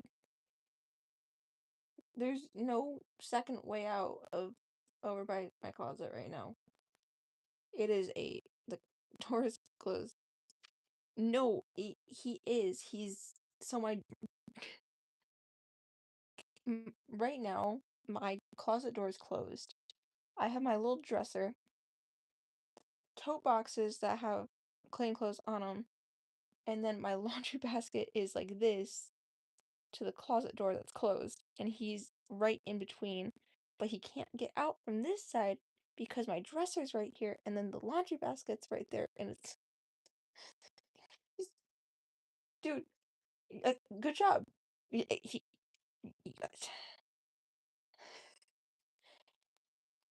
Tiger, you're letting the Squishmallow attack you.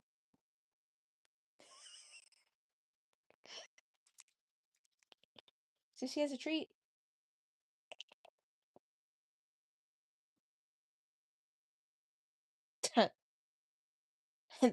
He's like, yeah, sis, I'm not that dumb. I'm not falling for water shaking. Dude, if you're getting up here, just jump up here.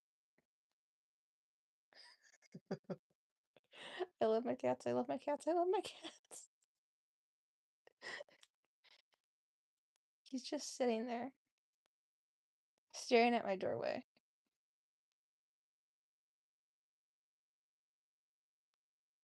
Jump up here. Jump up here. You can jump up here. If you don't jump up here just because your sister's up here, that is a really selfish reason.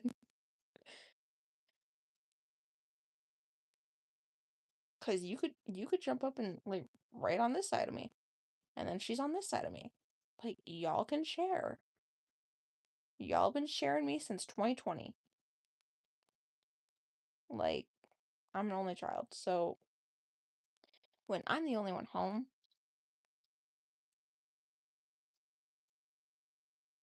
Tiger, babies, Me handsome boy. I know you're hearing me. Your ears are turning towards me. Come up here. You look sleepy. Come on. Come on. Ups. Ups. Come here. Tiger. Tiger Riger. Babies. No. You are fine. You can come up here.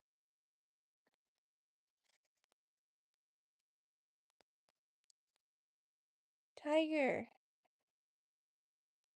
Okay, don't mind the messy floor, but this is what he's doing. He's purring. I'm sorry, I shouldn't be laughing.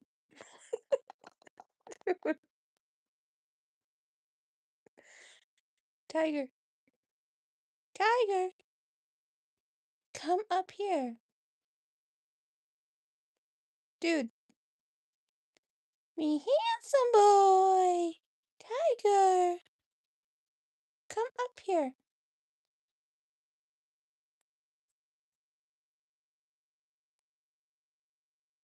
Tiger. You're staring at Lily. Why? What is your deal right now? You're creeping me out. Oh, and now you're gonna... I'm sorry, what? Dude. You could... There is clearly room. There is room up here that you could lay down. For crying out loud, you can have the other pillow. Oh my goodness.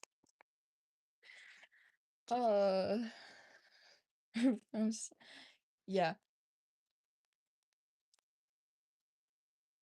Oh, that's nice. I chopped my hair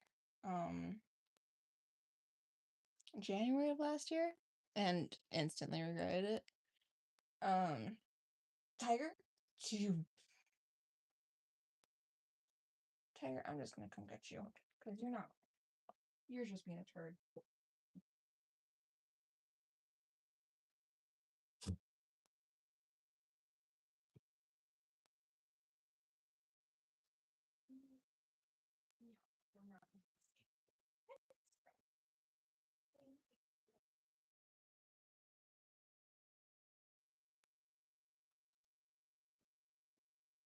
I grabbed another kitty while I was out.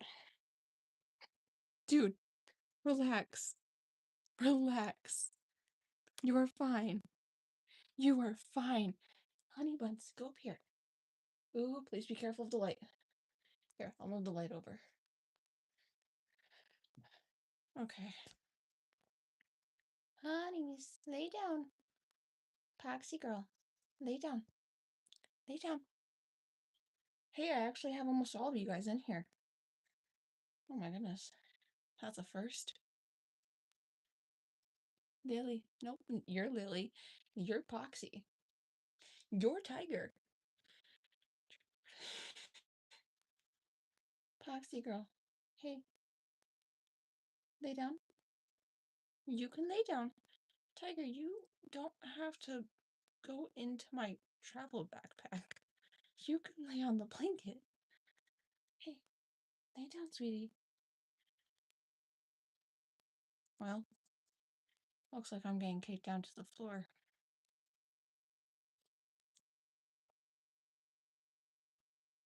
Those two? Very adorable. And Tiger. Me handsome boy. Yes. Okay.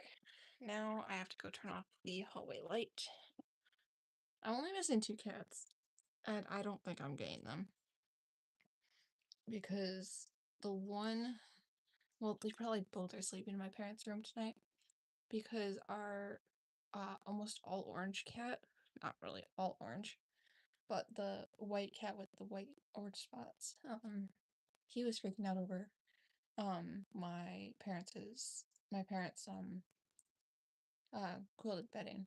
So they got pink flowers and all that. But The so his main fur coat is white, and then he has like little random like circle spots of orange. Yeah. I In a way he's kind of like Garfield, but he does not look like Garfield. Paxi, are you cozy? This is gonna be y'all's new hangout area, isn't it? Is my room. Tiger, please don't start looking up at the ceiling because I know there's nothing there. And it is 1:30 in the morning. Not doing that.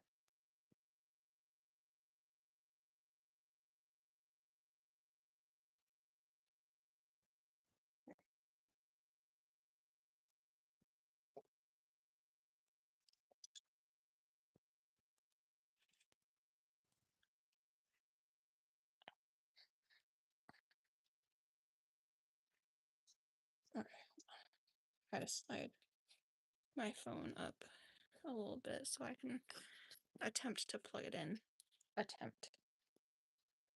Or I'm just gonna have to move it off the tripod.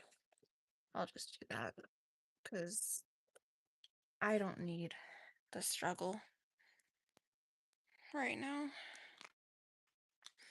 Not with all my cats in here. I would like them to still be in here. Okay. To attempt to set it using my pop socket back on the tripod. There we go. Attempted. Paxi, honey, you know you can lay down, right? It's just Tiger. You don't have to stare him down. Paxi, honey. Sweetheart. Lay down. Lay down. You're okay. Lay down, sweetheart. Here. Lil, can I move yours over a little? So then y'all can be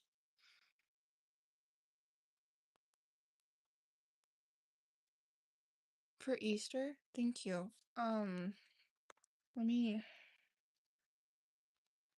This is Saturdays. This is Sundays. Or technically today. There we go. Hi, welcome in. And you said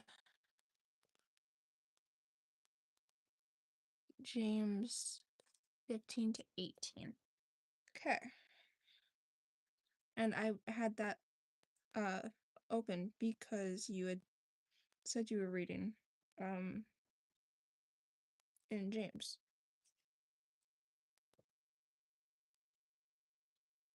So let me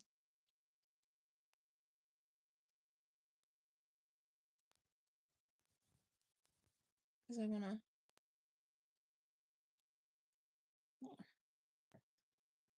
oh, hold up, that's a little that's oh, hold up.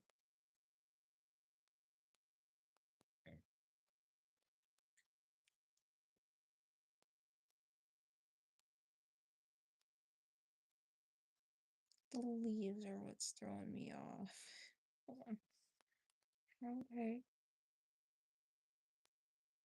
Hold on. I need this to be the same on all the slides. Because if not, that's gonna drive me insane. Sorry, not. It's really small, but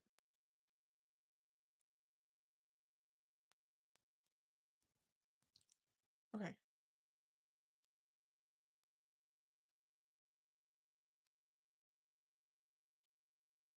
Yeah, I can definitely try. I'm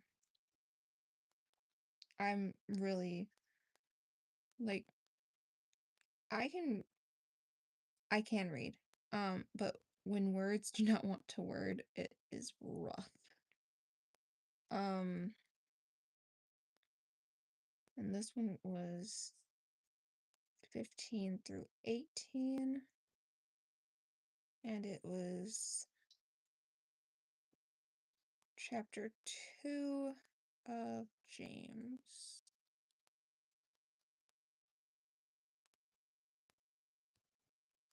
Oh, please tell me that did not autocorrect.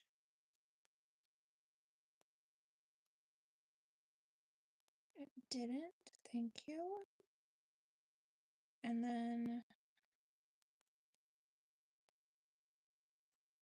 go.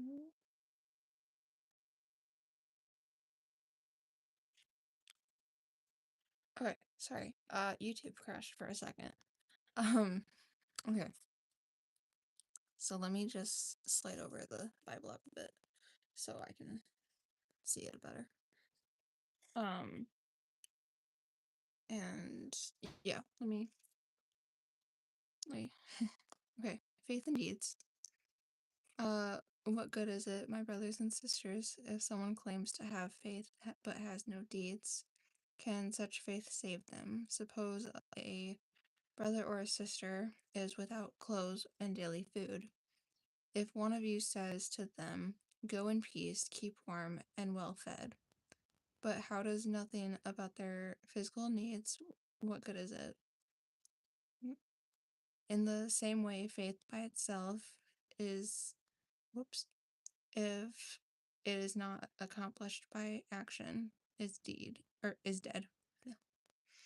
But someone will say, if you have faith, I have deeds. Show me your faith without deeds, and I will show you my faith by my deeds. You believe that there is one God, good. Even the demons believe that. And sure, what? Shredder? Maybe? I'm probably not right on that. Do you want evidence that faith without deeds is useless? Was not our father Abraham considered righteousness for what he did when he offered his son Isaac on the altar? Yeah. You see that his faith and his actions were working together, and his faith was made complete by what he did. And the scripture fulfilled that says Abraham believed God, and it was credited to him as righteousness. And he was called God's friend. You can see that a person is considered righteous by what they do and not by faith alone. In the same way that even Rabbi was the... Okay, I wasn't sure. If I put it in... I am curious what that last bit was. So I'll just... Hold on. I'm curious. Because I'm switching it over to New Living Translation to see if it makes a bit more sense. Up to 25. Rabbi another example, she is shown to be right and was not by her actions, but when she hid those...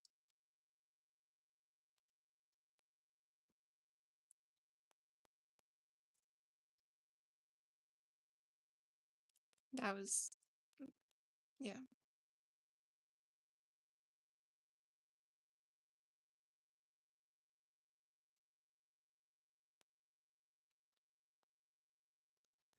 That was a good... Yeah. I'm...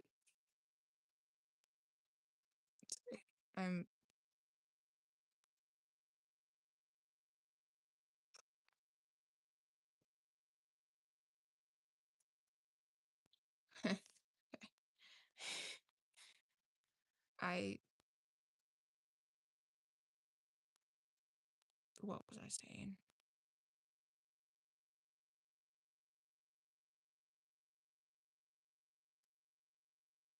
I don't remember what I was saying. Because I was... Okay.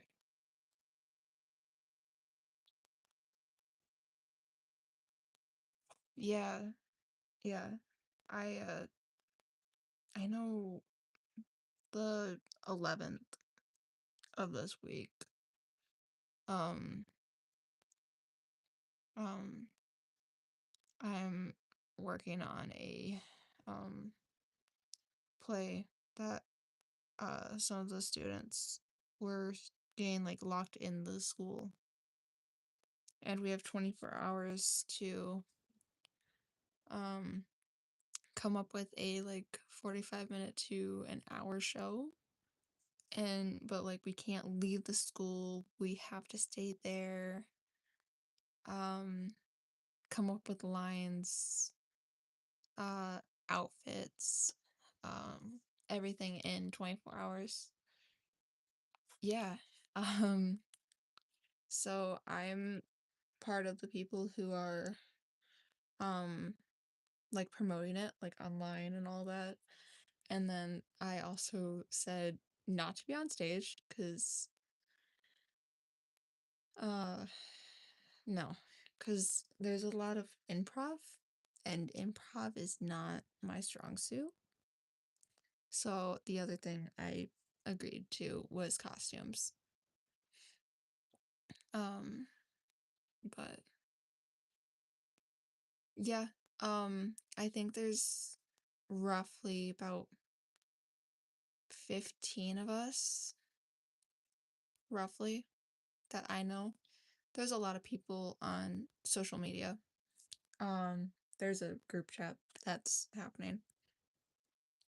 Like we were asked ideas of how to promote it.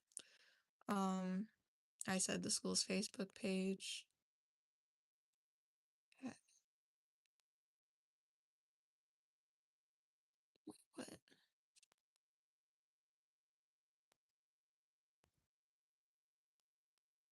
Improv? Is that what you meant?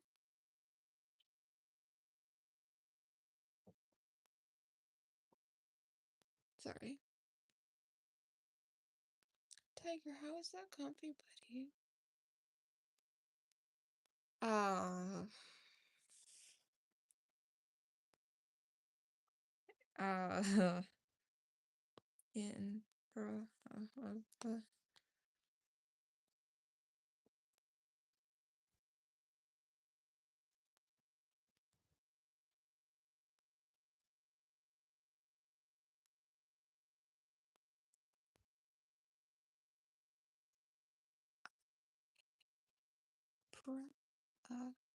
uh.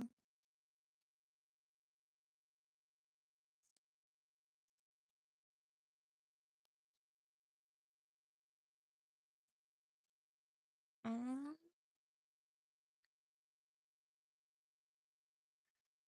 oh, I was way off.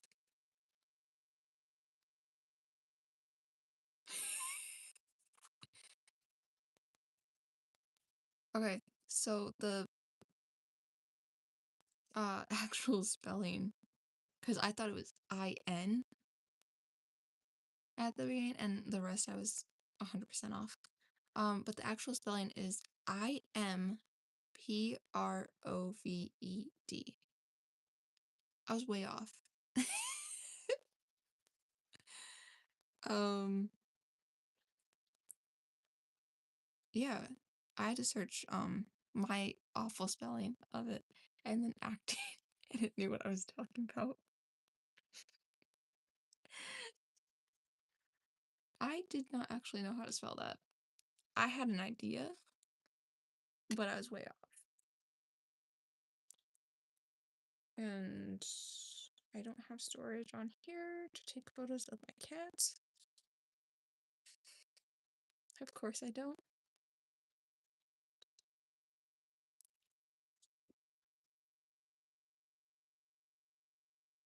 Yeah, and like we don't know like exactly what it's even gonna be on. Like we're gonna be getting suggestions from kids in the high school. As like ideas for like scenes. I don't know if you'll know what Mad Labs are, but essentially we're having my understanding. Um there is going to be one passed out and to all the teachers for them to do with their class, but it's gonna be like uh either it's gonna be like a class or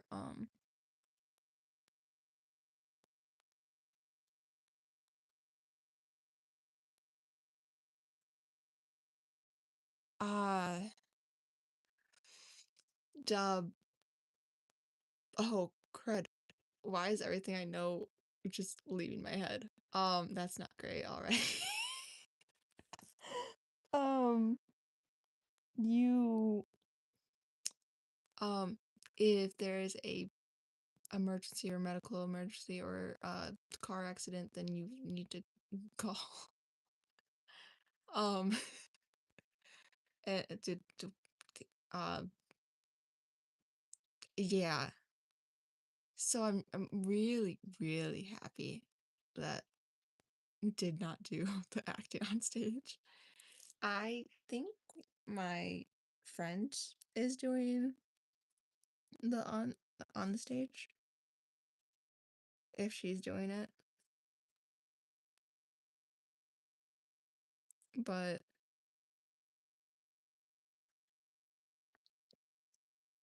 I don't know because I know the last time I talked to her, she was in between doing it and not doing it because she did it last year. I'm like, please, please do it. So I'm not lonely. And so it's not awkward because I don't know if people there will know that I have epilepsy. And I don't feel like re explaining it to anyone. Like, obviously, there's gonna be adults there taking shifts, but like, I feel like the adults are gonna be like, they're gonna be there, but they're gonna be helping off in different parts of the show. And like, I'm gonna be around people my age and younger most of the time. So kind of nervous. Does not do it. That is going to be panic mode for me in so many ways. Also, like, my cats are just, they're all sleeping. There's also currently a storm going on, and all the three that are in here are not fans of storms. So the fact that they're all in here, as calm as can be, all sleeping, I will thank the Lord on that one. Cause the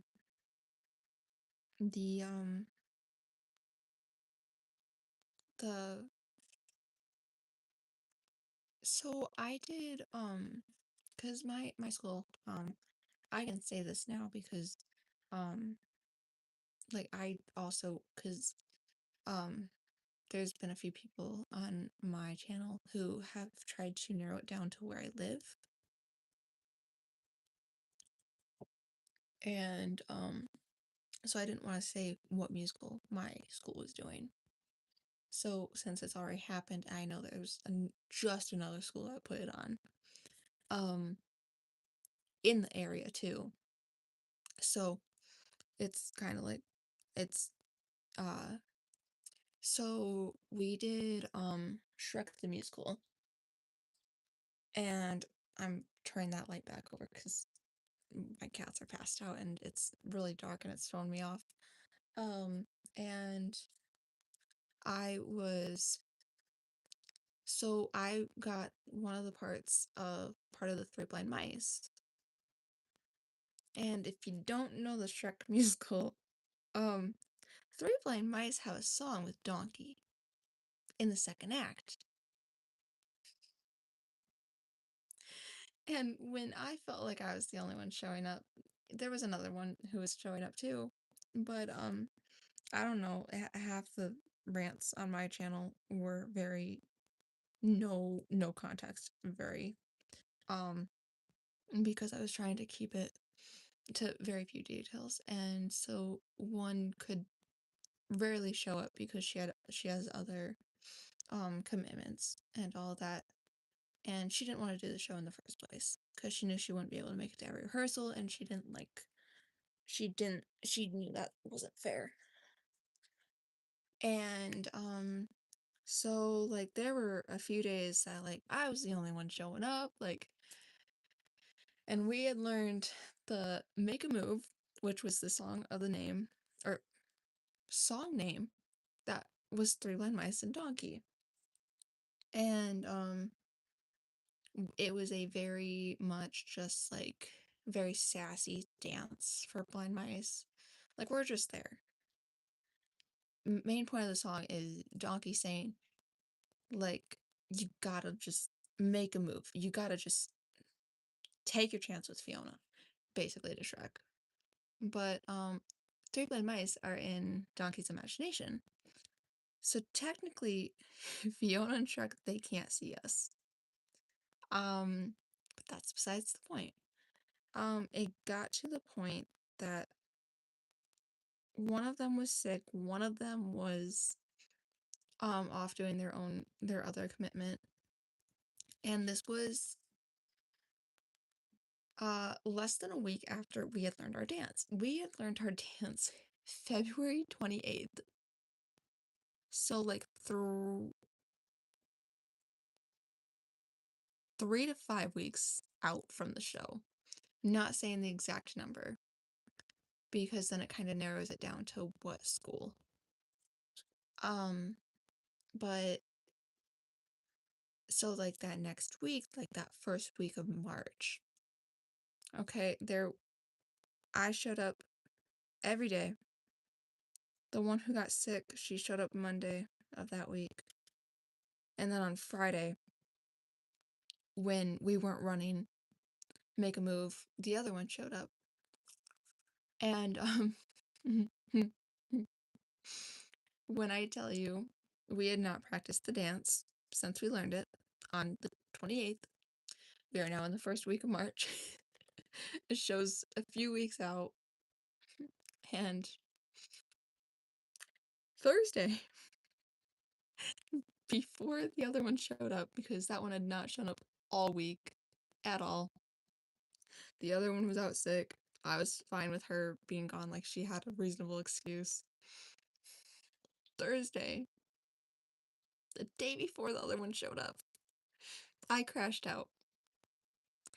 Because when I tell you, I thought, okay, Thursday, we're running Act 1.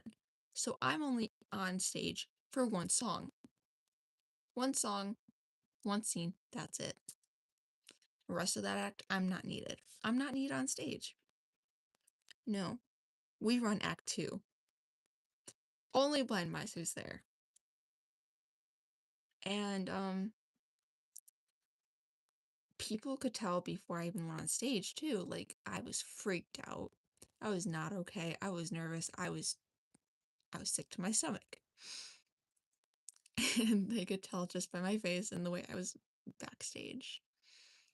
And I go on, I enter like I normally would, and I blink. But I'm still trying to move. And my my friend backstage, she was like right there, and she's like, "Oh, crud. This is not good. Hi, Poxy. Hi, babies." And she took at most like a 10-second long video just so she could show me later. Like, because she had me watch it twice, 2 separate times.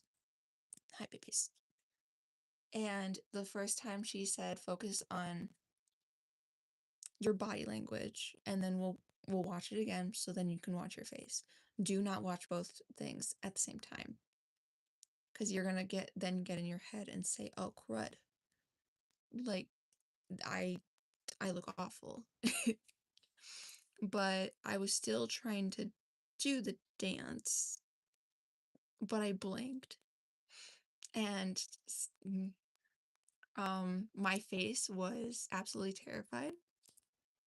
I'm pretty sure I took a screenshot of the yeah. Um, so because when she showed me, and this was the worst day possible that it could have happened. But very like I was trying. And my face was not matching what Boxy, sweetie. That is my travel backpack. You do not have to what is with the travel backpack? Anyways, so I make it through the entire Make a Move, and then it's the reprise. And I was I was still frozen. Hey, you do not have to growl. Tiger. No. You're okay, Pox. Get down if you get down. Go ahead. You're okay. Thank you, sweetie. Um, yeah. But it doesn't end there.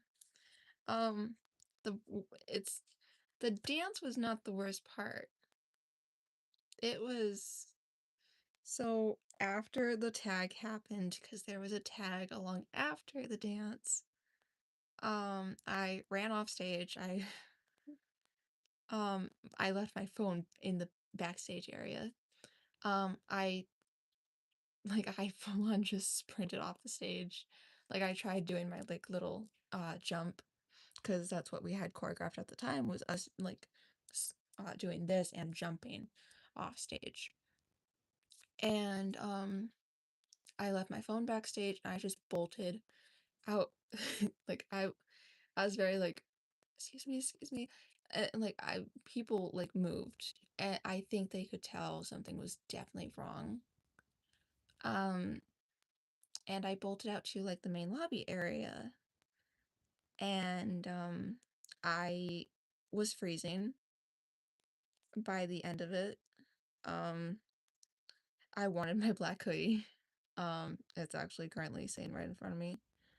Um Same one that I was wearing. But I'd taken it off for the dance. And so I ran out there. I You know how in Disney movies is like sometimes like the princess will just like slide right down the wall and just start crying? Yeah, that's how I felt. And that's what happened. I slid down that brick wall and I started bawling my eyes out. My friend Kat, she did not know where I was at all. And she was thinking maybe I went into the restroom and I was crying, but those were locked. So, and choir room was not open. Someone was in there and I was already a mess. And yeah, it was not a great day. And then just to follow the the day after, I had a total breakdown. The person who was going to their other thing showed up, and so everyone that next day, if they caught me, like if I was distracted or I seemed a little distracted, they were asking me like, "Hey, like, are you okay? Like, what happened yesterday?" And I told them, and they, I don't know, I remember just walking into that rehearsal, I felt like I had lost like half of that respect I'd earned from that cast, because I just I felt so disappointed myself too, like blanking on a dance we had just learned. But no, the first words that came out of my mouth after my friend Kat came down there and found me, my choir teacher. He had also came down to check on me because he was also singing my part. Because guess who was also not singing? Because she blinked on everything. Yeah, he also came down and he checked on me, and then she stayed down with me, and then first words that they could physically and legitimately hear out of my hyperventilating sobs was, I swear I know my dance. I swear I know my choreo. And they both said, like, we know you do. Like, we both saw you do it on Saturday. I'm like, I don't know why I blinked. Like, I don't know. Like, I don't know what happened. And he's like, it's a very unfair situation that you had to do it by yourself. And he then asked, like, do you want me to head back in there and I'll come out and check on her in a few minutes, give or take 10 minutes. And Kat's just like, yeah, give us a few so she can try to get her breathing back under control. Because he even asked me, like, can you do some breathing exercises? And I was crying so bad that I couldn't even take a full deep breath in without crying even more. And so she stayed with me, and because she had to still do on stage. He had told me, like, you do not have to go back on stage if you don't want to today. And I had asked her, when you come back from doing your thing on stage, will you bring me my black hoodie? It's by my stuff. Sure enough, she gives me her phone because she had like a app that she figured that would kind of help me calm down. And she had also brought me my phone from backstage too. So she comes back, she gives me my hoodie, I throw it on, and I didn't notice that I did it, but I had put it on backwards so the hood was in front. And so I just ended up walking around and I had our phones in the hood. And yeah, it was not a good day. And then that next day, the one with other places to, like, different thing that she was having to do, and missed that all those rehearsals that week came that next day after this happened. And when I tell you, I never told her. I told the one who was out sick on what happened, but I did not tell her because, in my opinion, she did not need to know. And it was just a very unfair situation. And Kat expressed that to our choir teacher after I ran off in partial tears. Because people backstage who knew me were asking Kat, like, if there was anything that she could do while I was out on stage blinking on my dance, but I was still trying to move. And she's like, I don't think so. Like, if I run out, I'm gonna get in trouble. But she also, because I hadn't taught her the dance at this point, we had to teach her the dance the week after because the person also still wasn't showing up. The one who was out sick this week that this happened, she came back the following week. So then it was me and her, and then we still were missing the one. So then we ended up teaching Kat the dance, and then Kat was filling in for that person leading up to shows, until she said, nope, I'm not going to dance and all that. And so it was an interesting day. On that Friday, the next day, people were coming up to me and asking me if I was okay. People in tech too. They were asking me too.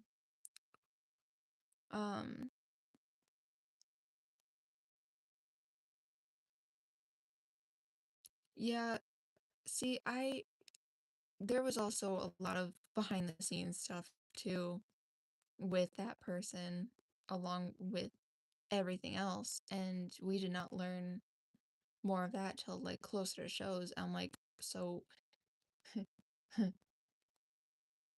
you could have like, yeah, I don't know. There was a lot of just random stuff that was happening between Blind Mice backstage. And personally, I was just like, okay, whatever. Like, shows are almost over. Like, we don't have to talk to each other anymore. I love them. I love them both. But like, I was just I I went up to the choir teacher so many times. I'm just like, tell me why I decided to do the musical this year. He's like, because you love singing and you love acting. I'm like, I know I do, but like, help. Like, I don't know how many times I went up to him and I told him, like, the vocals, they're still not right. Like, I can't hear myself. Like, I can tell I'm singing, but I can't hear the others and I can't hear myself. So I can't tell if I'm singing too loud or too quiet. And then, like, our dance, we had just learned it, and then that happened, and then, like, we're having to teach Kat in 20 minutes. And she ended up filling in for the person, like, for 3 days, and then they came. And I'm just like, okay. So, like, there was so much happening backstage, too. I'm just like, but, like, I remember telling the choir teacher, like, the only reason I even am in the musical this year is because I know, and my family knows, is that my grandpa wouldn't have wanted me to quit and give up on musicals because he knew for a fact, like, there's videos of me just, like, singing the songs from last year's musical in his car. And there's different parts of it that was just, like, he also didn't get to see last year's because he was in the hospital. But, like, he had heard the songs. I was telling him about the musical. So I think I basically talked about it enough that he knew, like, entire plot line of the Addams Family musical.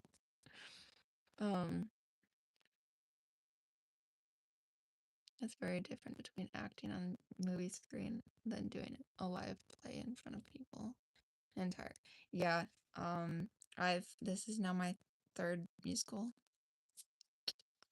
And this was actually like the first time that I had a singing part. Like not hold on. Like a part that was mic'd.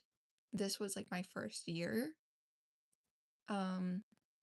Which my old gym teacher, he had even said, like, I've came to like the past 2 years of musical and like I knew you were in it, but like you did not have a mic. So this year like was a real step out of your comfort zone because you were actually mic'd and you could be heard.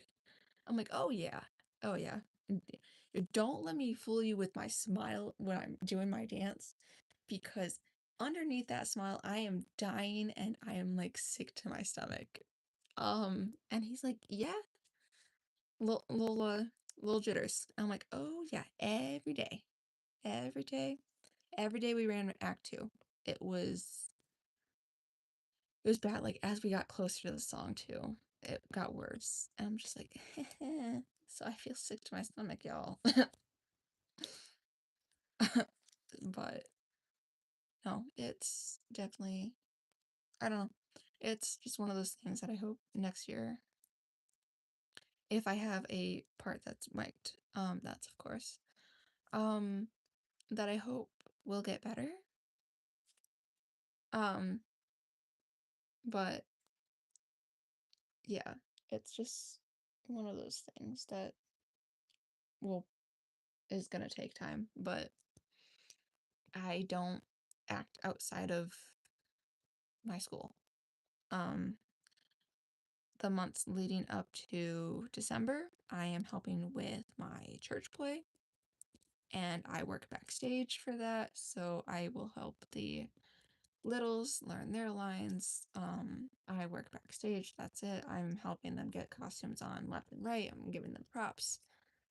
And then when that's done in, I think, second or third Sunday of December, then I'm out of retirement because in December, like that first week of December is usually auditions for the spring musical. But yeah, heart's breathing feels different. And yeah, it was like I also felt lightheaded leading up to our dance. Like very lightheaded, very like, holy crap, am I about ready to die? Um, it was like my heart started to speed, and then like I got really lightheaded, even though I'd been drinking water the entire time that I wasn't on stage. Because I kid you not, I had a solid like 45 to 50 minutes worth of time I was not on stage at all.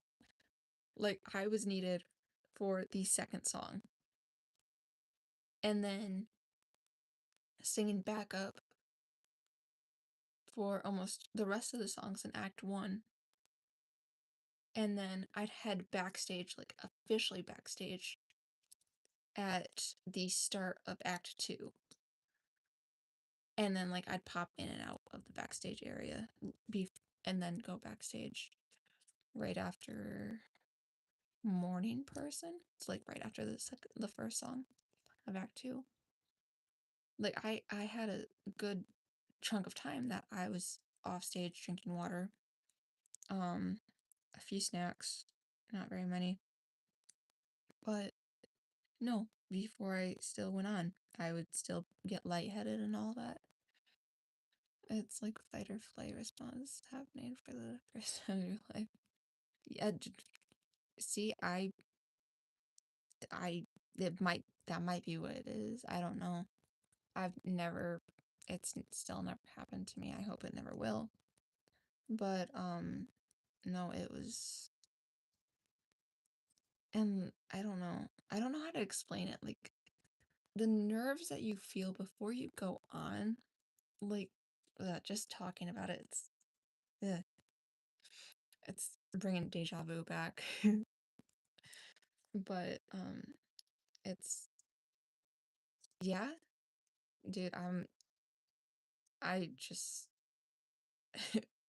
like, even just talking about it, it's, like, making me, like, go back and I'm sure it looked great, but, like, the smiling when you're sick to the stomach almost, and lightheaded, and, like, doing this the entire time, I'm just like, I'm dying on the inside. And then, like, automatically from there, we had to go, to the other side. I'm just like, holy crap. And then for, like, the rest of this time of the show, I felt sick to my stomach. Opening night, I had a full-blown panic attack during the song. That was fun. So then I went to the other side of the stage. Full-blown panic attack still. And, someone backstage who's friends with Kat was just like, hey, you're okay? Breathe. Breathe. And they ended up, because the next scene, we all had to, like, march in, not really, but, like, we had to walk out, like, we're mad that, like, oh, we got kicked out of the kingdom, like, blah, blah. Yeah, that is the best part, but I feel like looking at it now, it's just, like, some of these I could have easily probably avoided, but there was also, like, stuff with Third by Mice. I feel like there could have been a bit better communication, especially before the ending, because the ending part like leading up to the shows, like the week before, is when the communication really started coming in. And that's the only time that we were really communicating with each other. Like, hey, by the way, I'm not going to be there today. Oh, hey, I'll be there this day, but I won't be there the rest of the week. Like, that's when it actually started. So I feel like that probably could have been useful at the start of rehearsals. Like, hey, just so you guys know, like, I'm not going to be there on these days out of this week, and then I'll be there, blah, blah, blah. That probably would have been helpful because then we would have been able to look and see if we needed, like, say, a fill-in, or if we needed 2 fill-ins for the one day that I had.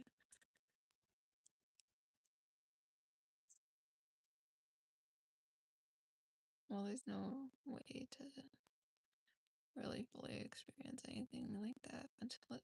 Yeah, nothing could have actually prepared it for this year's, because last year's it was okay. Last year was Anna's family, so it was a lot of just like ancestors and then all of that. But this year there was this year it was a big cast, but like it wasn't as big as last year's, because I think last year we had well over 175 people in the cast, and I think this year was 176. It was like the cast wasn't as big as last year's, but it wasn't as big as, like, it's smaller than the cast that we had for Beauty and the Beast. It's like being thrown into the ocean without knowing how to swim.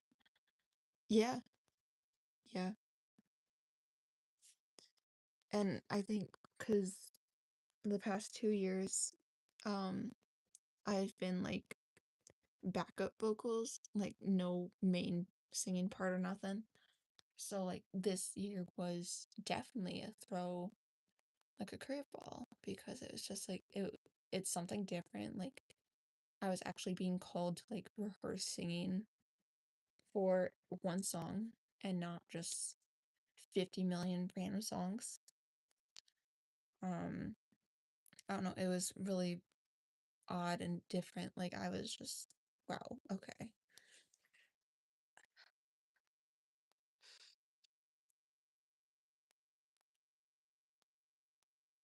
Yeah.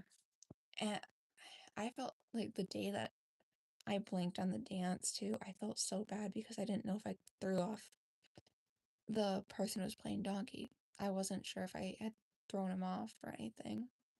So like I was also backstage like, holy crap, like if I threw him off, I'm like I felt so bad because I was just like, oh crud, like he also was moving almost how we were moving. So I don't know if I really threw him off. Like I remember I asked Kat and stuff and she's like, nope, nope, if anything, he was trying to also pay attention, but he kept looking back at you to see if you were trying to do the dance. I'm like, I know, but like, did I throw him off? Like, cause she's like, nope, nope, you cannot do the what ifs, cause I started spouting, and she knows once I start, there's no, you gotta stop.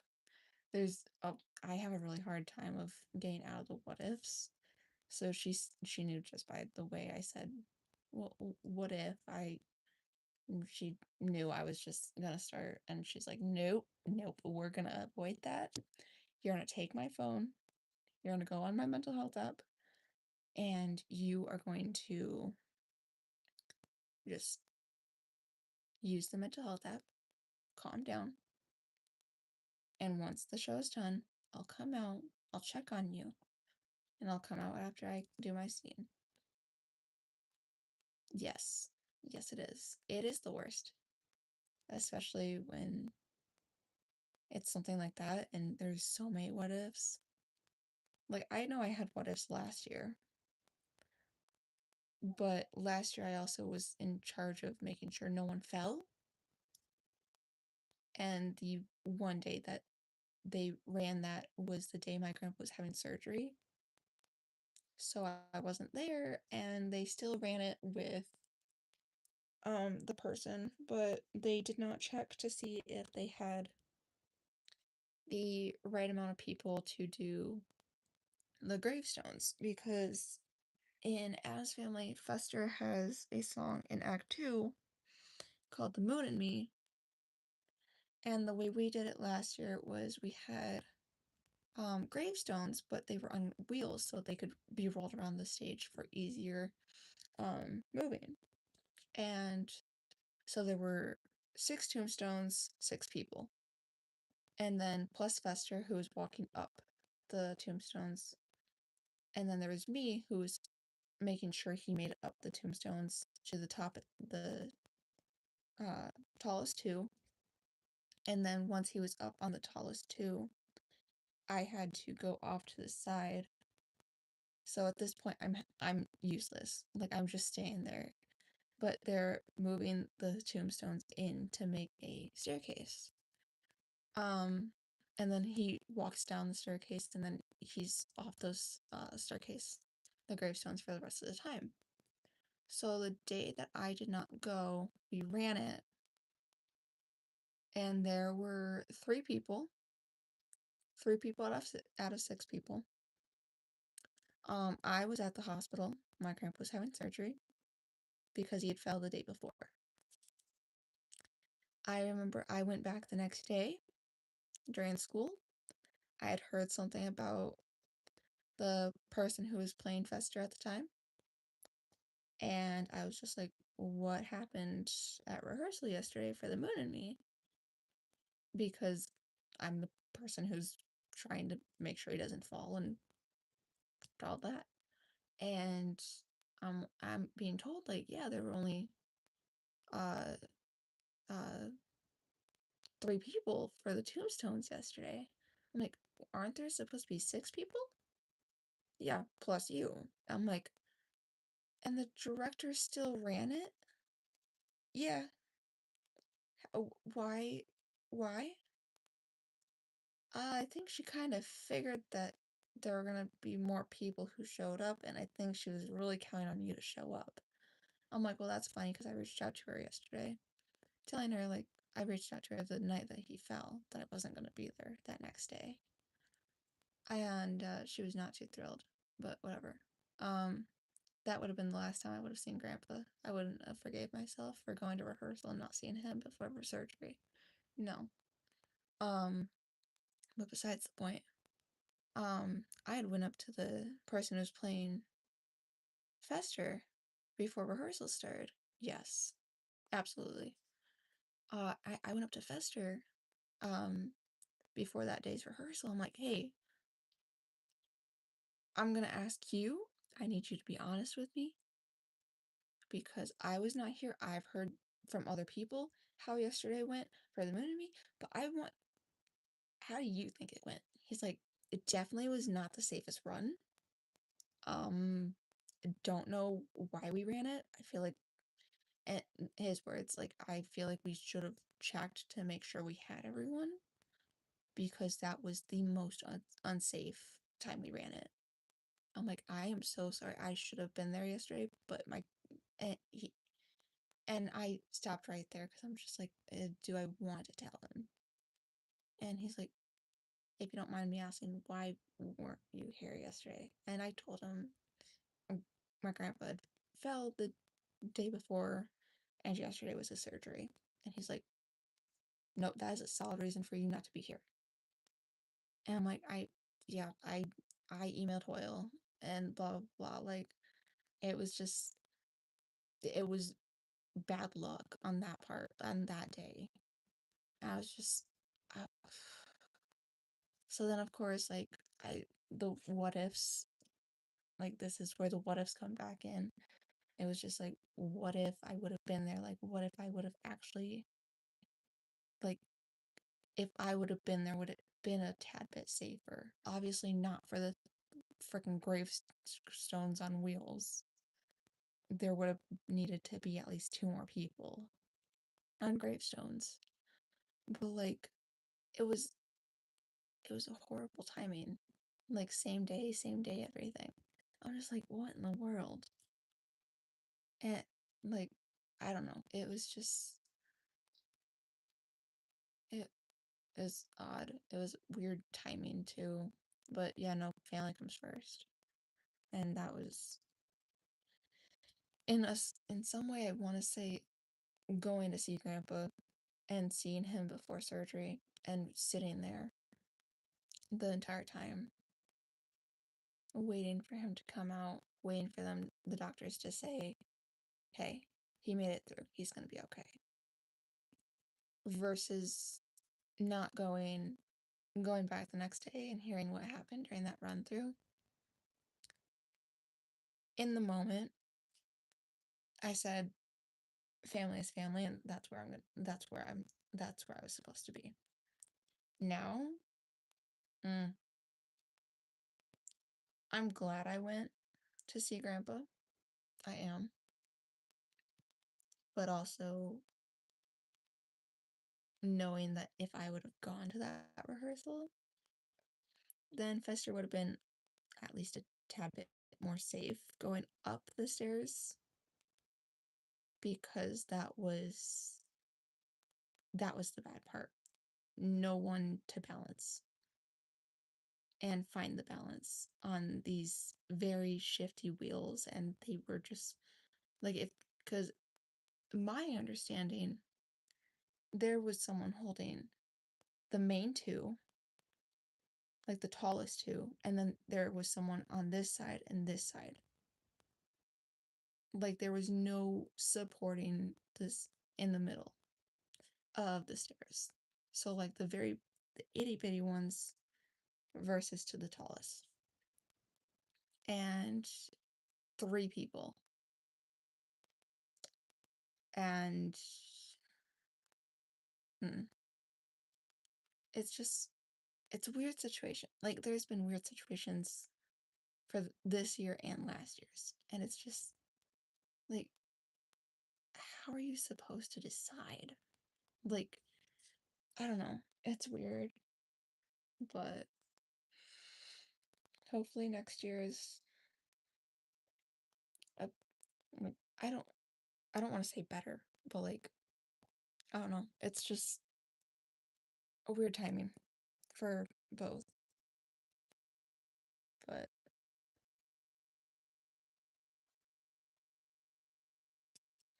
yeah, no.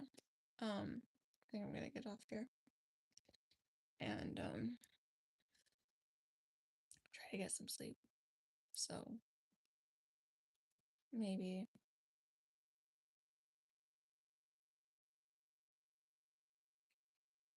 yeah, and that's like I was when we did Beauty and the Beast, that was my first musical I did. Beauty and the Beast had a bunch of middle schoolers in it because like teacups and teacups was the main reason, because they needed little teacups to be and be our guest for Mrs. Potts. And there were, my guess was 25 to maybe 30 middle schoolers, maybe more. And most of them came to me because they saw me as an older sister and someone that they could trust. And I first musical, first time doing this legitimately. And I because this was 2 years after I'd lost my grandma and still had somewhat worked through it, somewhat not. And I went into one of the hallways during one of our performances and I was sitting on the ground. I was talking to the God and all that, and I start feeling little hands and little small presents, people around me. I'm like, and I had been sitting there for a good 30 minutes, close to it. And I was just like, and I kept talking.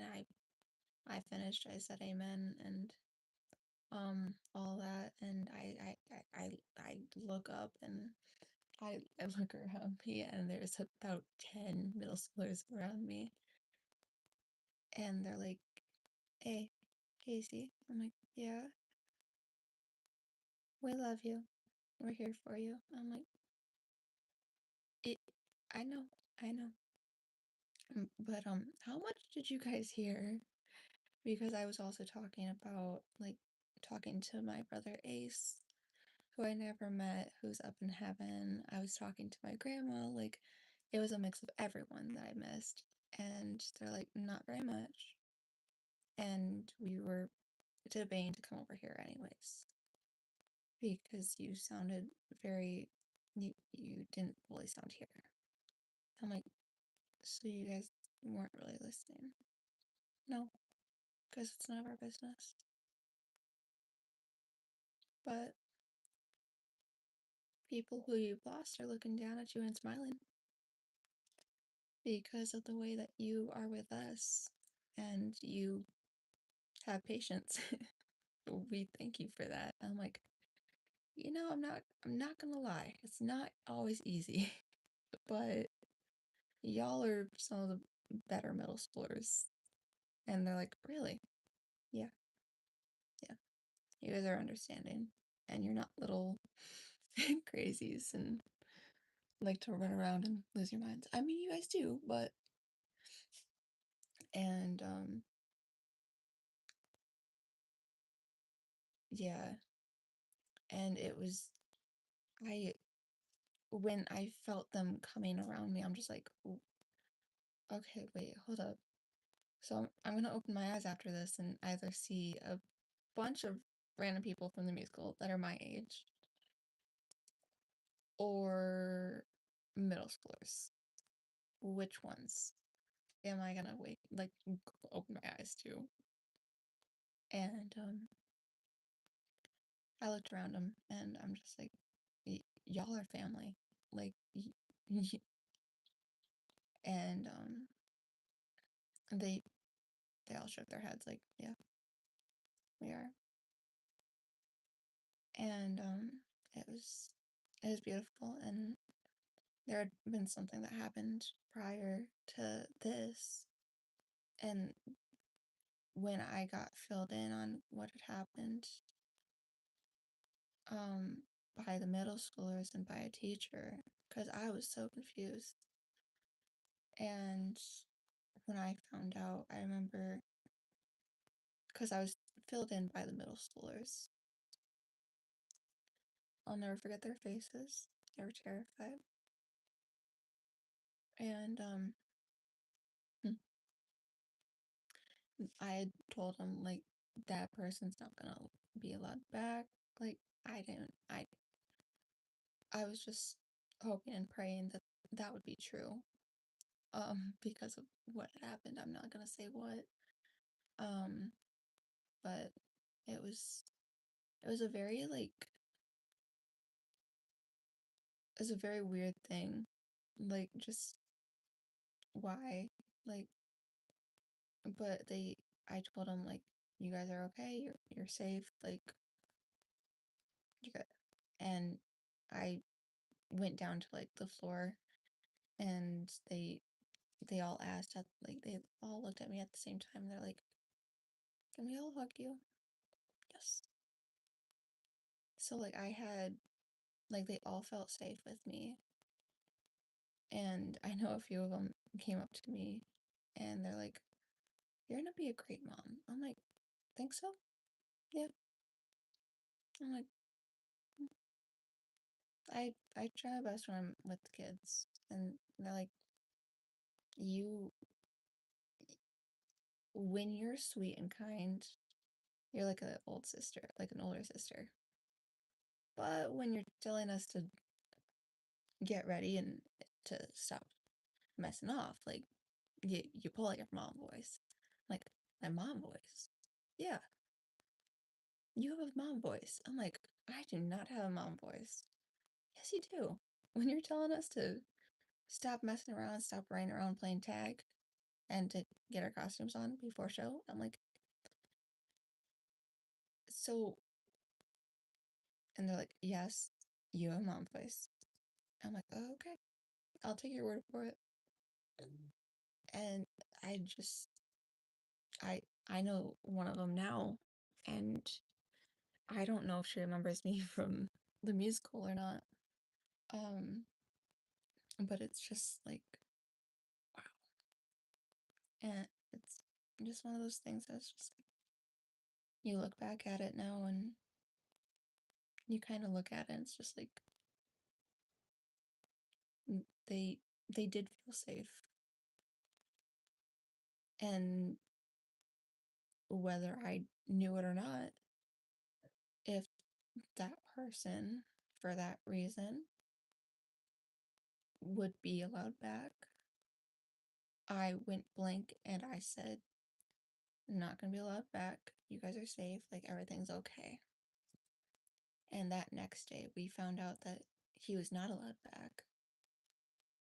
And they all came to me when they found out that he wasn't showing up. Some of them came at a time. They're like, Casey, guess what? What? That person's not allowed back. And they're out of the show. I'm like, see? I told you. You guys are all safe now. And they, like, little groups at a time, they all came up to me throughout that run through. And they were so excited because I told them the day before. Like, not allowed back, blah, blah, blah. And when they told me, I'm just like, oh my goodness, thank you. Because when I found out what had happened, I was just like, yeah, that I don't think he'll be allowed back. But it was just the matter of the fact that I don't know, it's just, Beauty and the Beast was an interesting year for the first experience. But yeah, it was like, the musical was overall was fun. But like, backstage, I was just like, yeah, it's, some of the middle schoolers then are now in high school, and I'm just like, wait, what? That's insane to me. Cause where'd the time go? Cause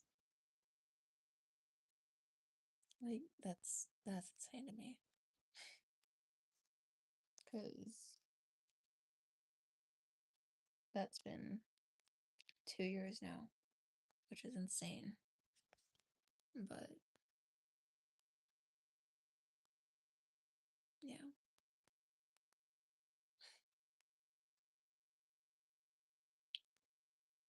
Okay, let's see. It is officially 2:31, which is insane to me. But there is still a storm going on. How long is this storm supposed to go? Because yeah, it's been super late when I get off. Weather right now at my location.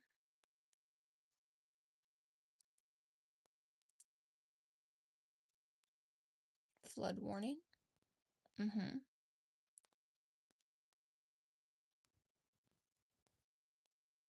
Yeah.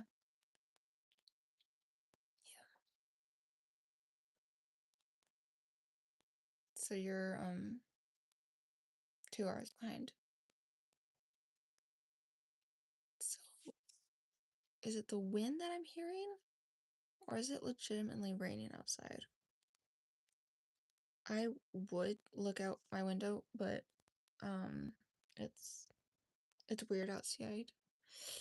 Not not a fan of um where like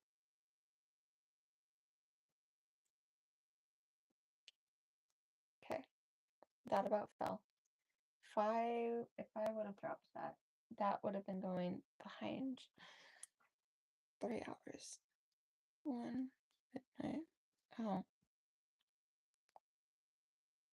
For some reason I thought it was 2 hours. Because apparently my brain is just yeah, because 1 a.m. midnight, right? You said 11? Yeah. How did I think that? Not even a question. Okay. Tight. Guess what? You can still lay there. I want to cover my feet with the blanket. So, like,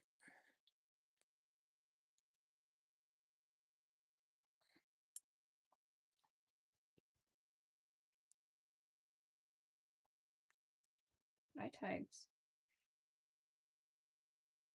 Ow.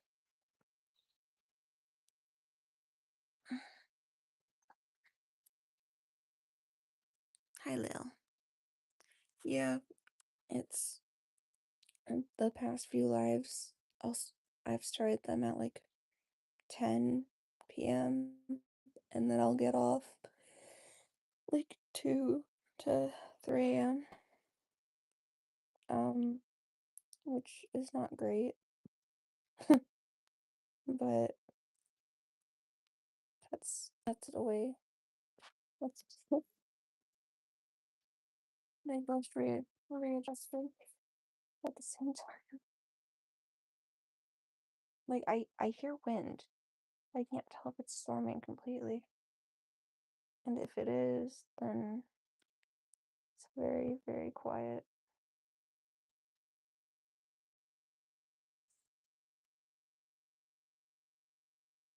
Like because I can't bug your brother because he's all the way down at my feet.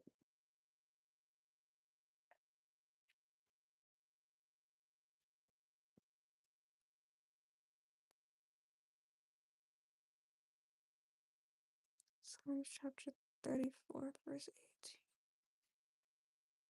Oh, hold on. I'm gonna. Oh, hello. No, please. Okay. Power off real quick. Okay.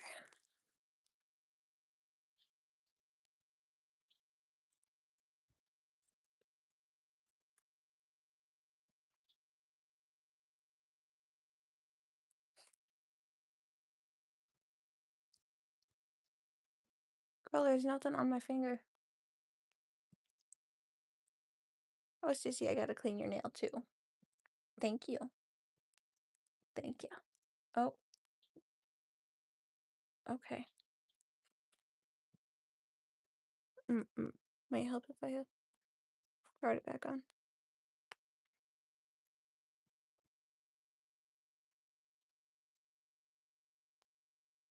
Yeah.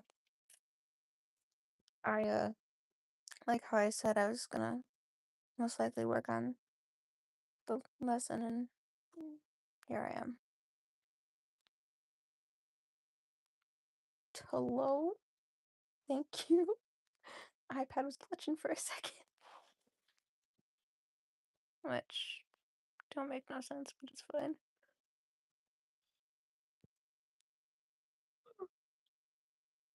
Okay. Old. Yeah.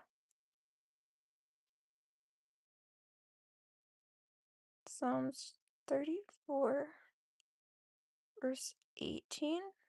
It is. Okay.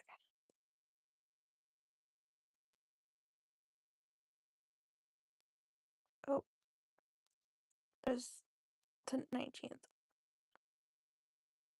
Oops, there we go.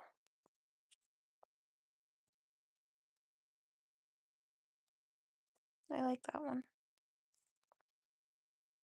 That's a good one.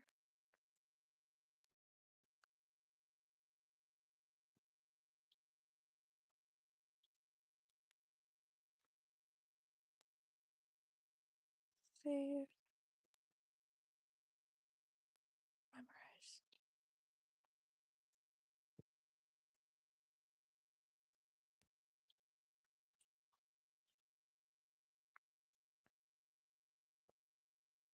So yeah, I have ones highlighted in the other 3 Bibles that I have. I have I don't remember the official name for it. Like the ones that are in hotel rooms. That was like my first one. And then I have an Adventure Bible from my great grandma Love. That was from one of her kids.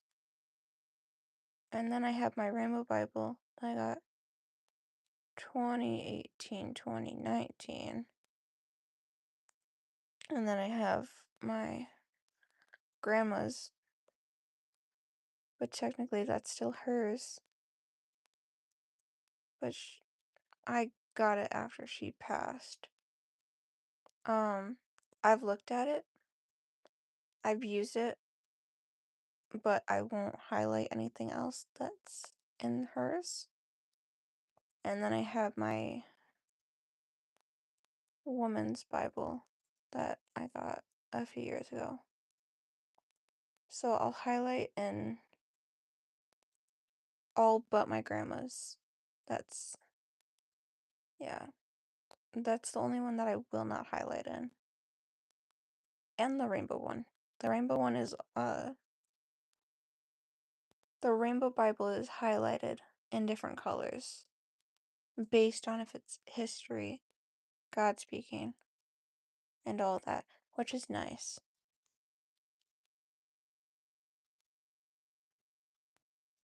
Yeah. In my, what is it? My women's? Yeah. My, like I'll read out of hers, but I won't highlight her, it, like, I won't. I refuse to. I think cause she highlighted parts of it, but like the highlighter wasn't fully covering the words. So, like I went in and like just dragged like a newer highlighter over the exact line where she was. Or I like went in and added like that little line on that one verse. That's it though. It's like that's really the only thing that I've done was just fully covering the word on the parts that she didn't. And that, like, yeah, that's my women's one.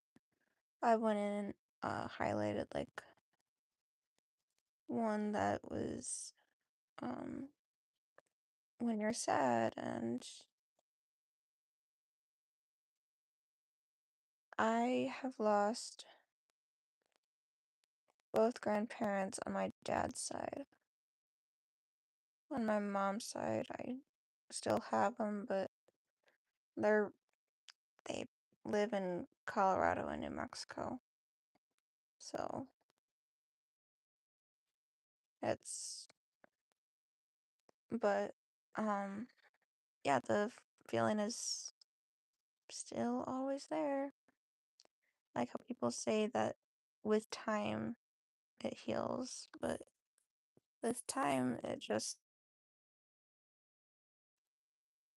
it's still there, doesn't go away,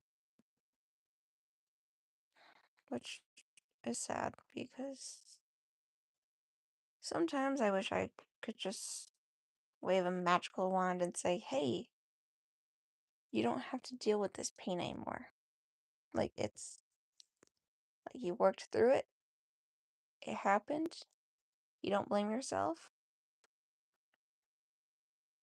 Then I come out of my dream and say, well, if only. If only it worked like that.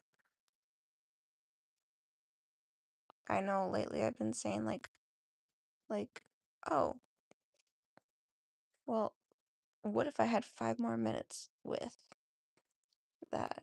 And so I don't know, like, if this is like a normal thing, but like I'll go to sleep. That's the normal part. But sometimes when I wake up, I have tears running down my face. Like they're still, like they're not dry on my face. Like they're still like running. So like and I wake up like I was crying. And I don't remember crying. That's the thing. Like I'll go to sleep like with no problem and then I'll wake up crying in a way.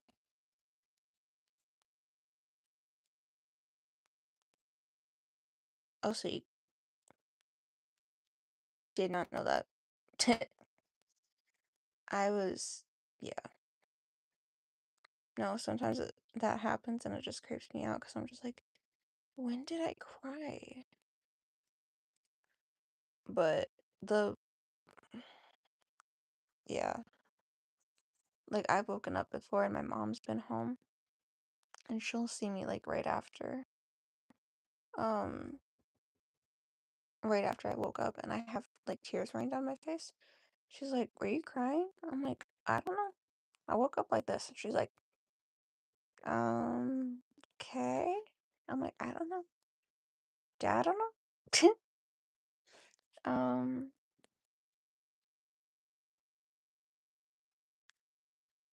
I don't think so.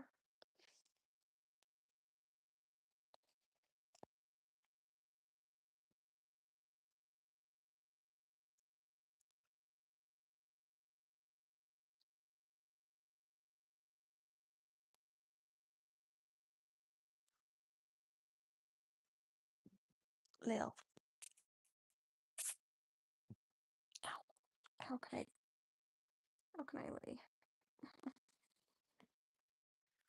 Because I'm also trying not to disturb.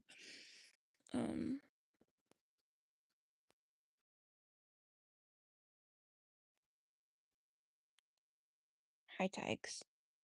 I sorry. I sorry if I'm disturbing you. And your head's moving around, so I'm guessing I did. I'm sorry. Ew, yeah. I'm not one that's good with scary.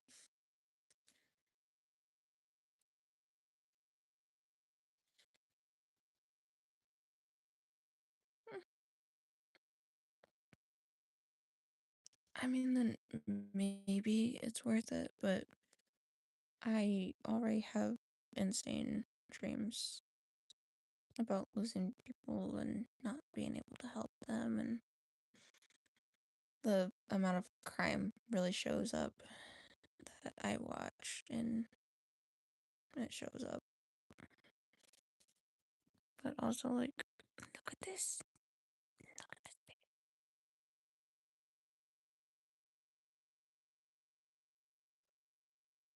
She has this thing that if I'm going to sleep, then I'll put my hand, like near her, so then she knows that I'm still here. That's why it's scary. I became self-aware. Oh. That okay. Yeah. I don't sorry. I still have mascara on. When I just thought about that. Oh crud. If I cry on these, like just like good old cry, or even just like not controlling my emotion at night, my pillowcases are white. That's great. I love that. That's a good feeling and a very sad feeling. Yeah. I could see how it'd be a mix of both. Just, yeah. I just, I've been waiting for one of those nights that, like, the dream feels so real that when I wake up, it's just like, hmm.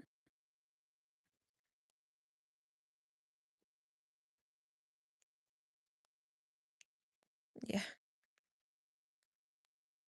Mm,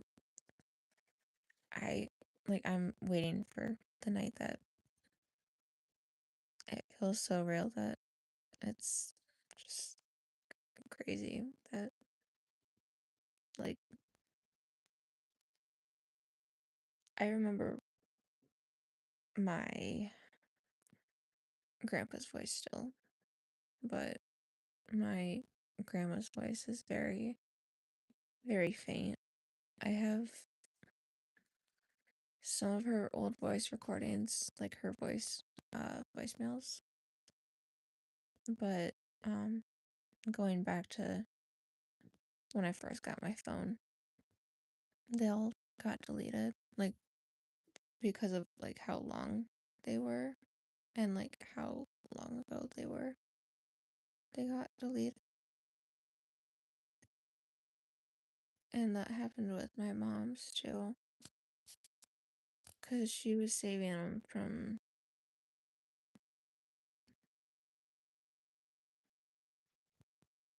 Yeah. I don't know. I'm just. Like, I could probably really use it right about now. But. Who knows?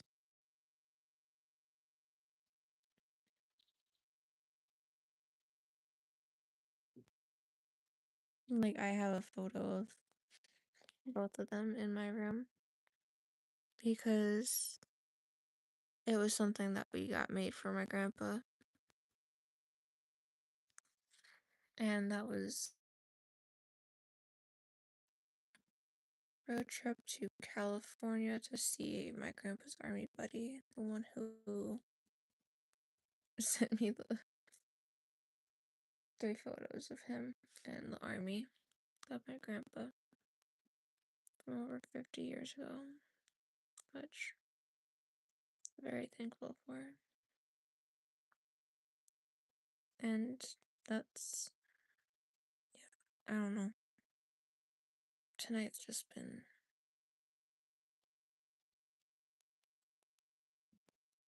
you're welcome. And it's okay. Just I'm just a girl who's making it through life. Attempting.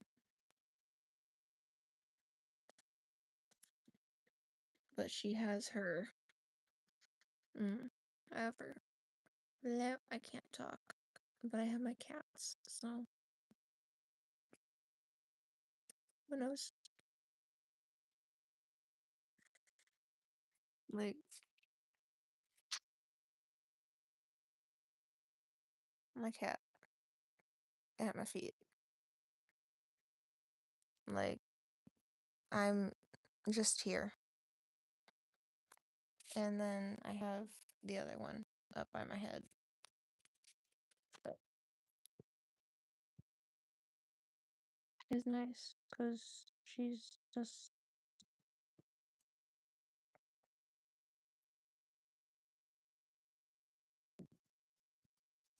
yeah, that's why I've been trying to do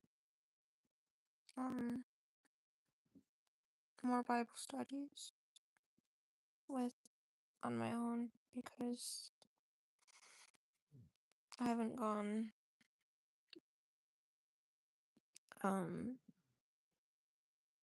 in a few months, which I know that sounds bad and I feel awful,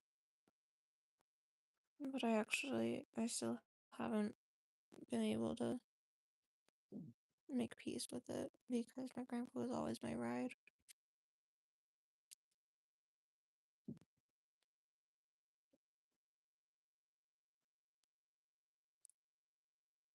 Yeah.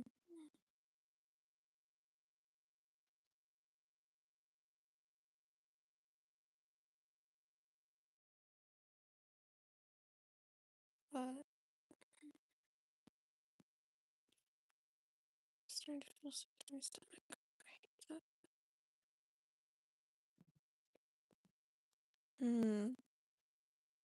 The entire Bible? Zero. I've read. mm,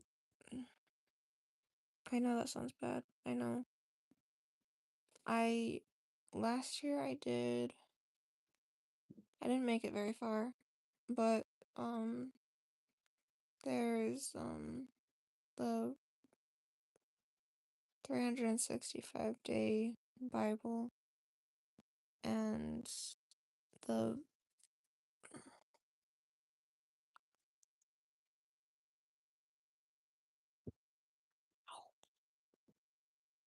Bible recap. That's what it's called. I still have the book. That each day for the entire year. Oh, how many times do I think you've read it? Maybe four times maybe.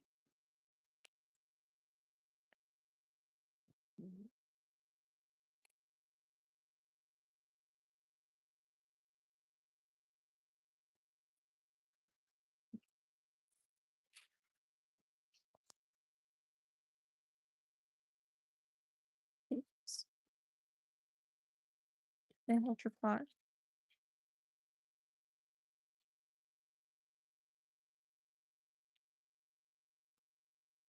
More, and you're still rereading.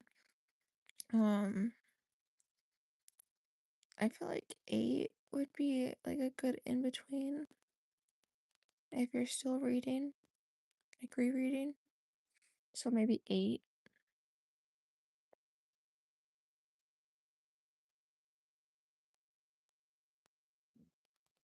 It's a life journey with them.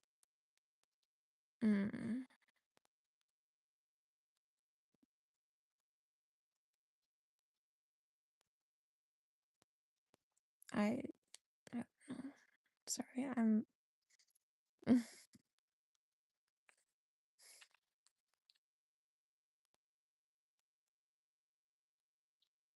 She set her paw on my finger. Hey, Lily. I still gotta turn off the lamp. As y'all can see the butterfly clips on the lamp.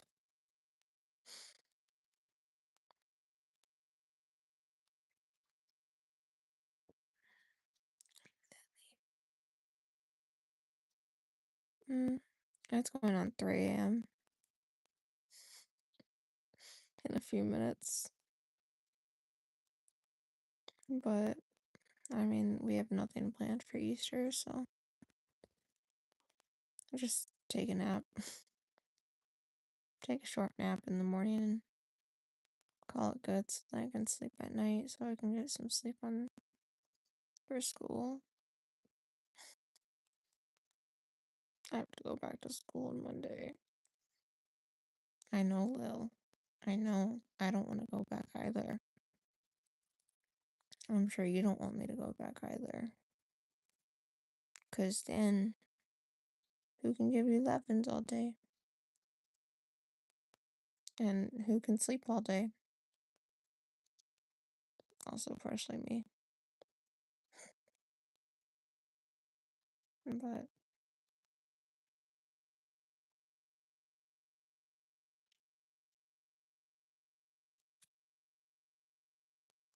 lucky.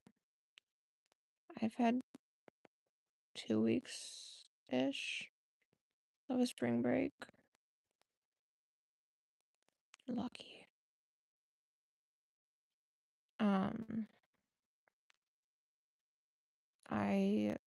Yeah, I've been off for a little over a week.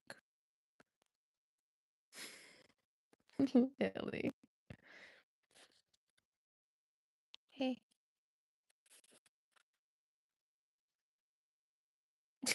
You're intrigued by this, aren't you?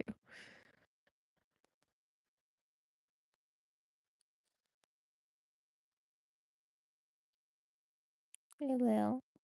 It's not nice to stare.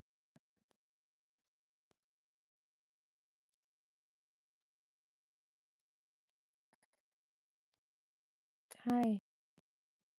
Welcome back.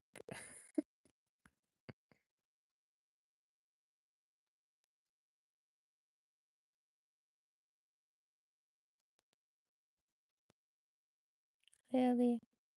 Let's go to sleep. Come on. Come on. No, this one's Lily. The one by my feet is Tiger. And the one way you can tell is she has little short paws. Tiger does not have short paws.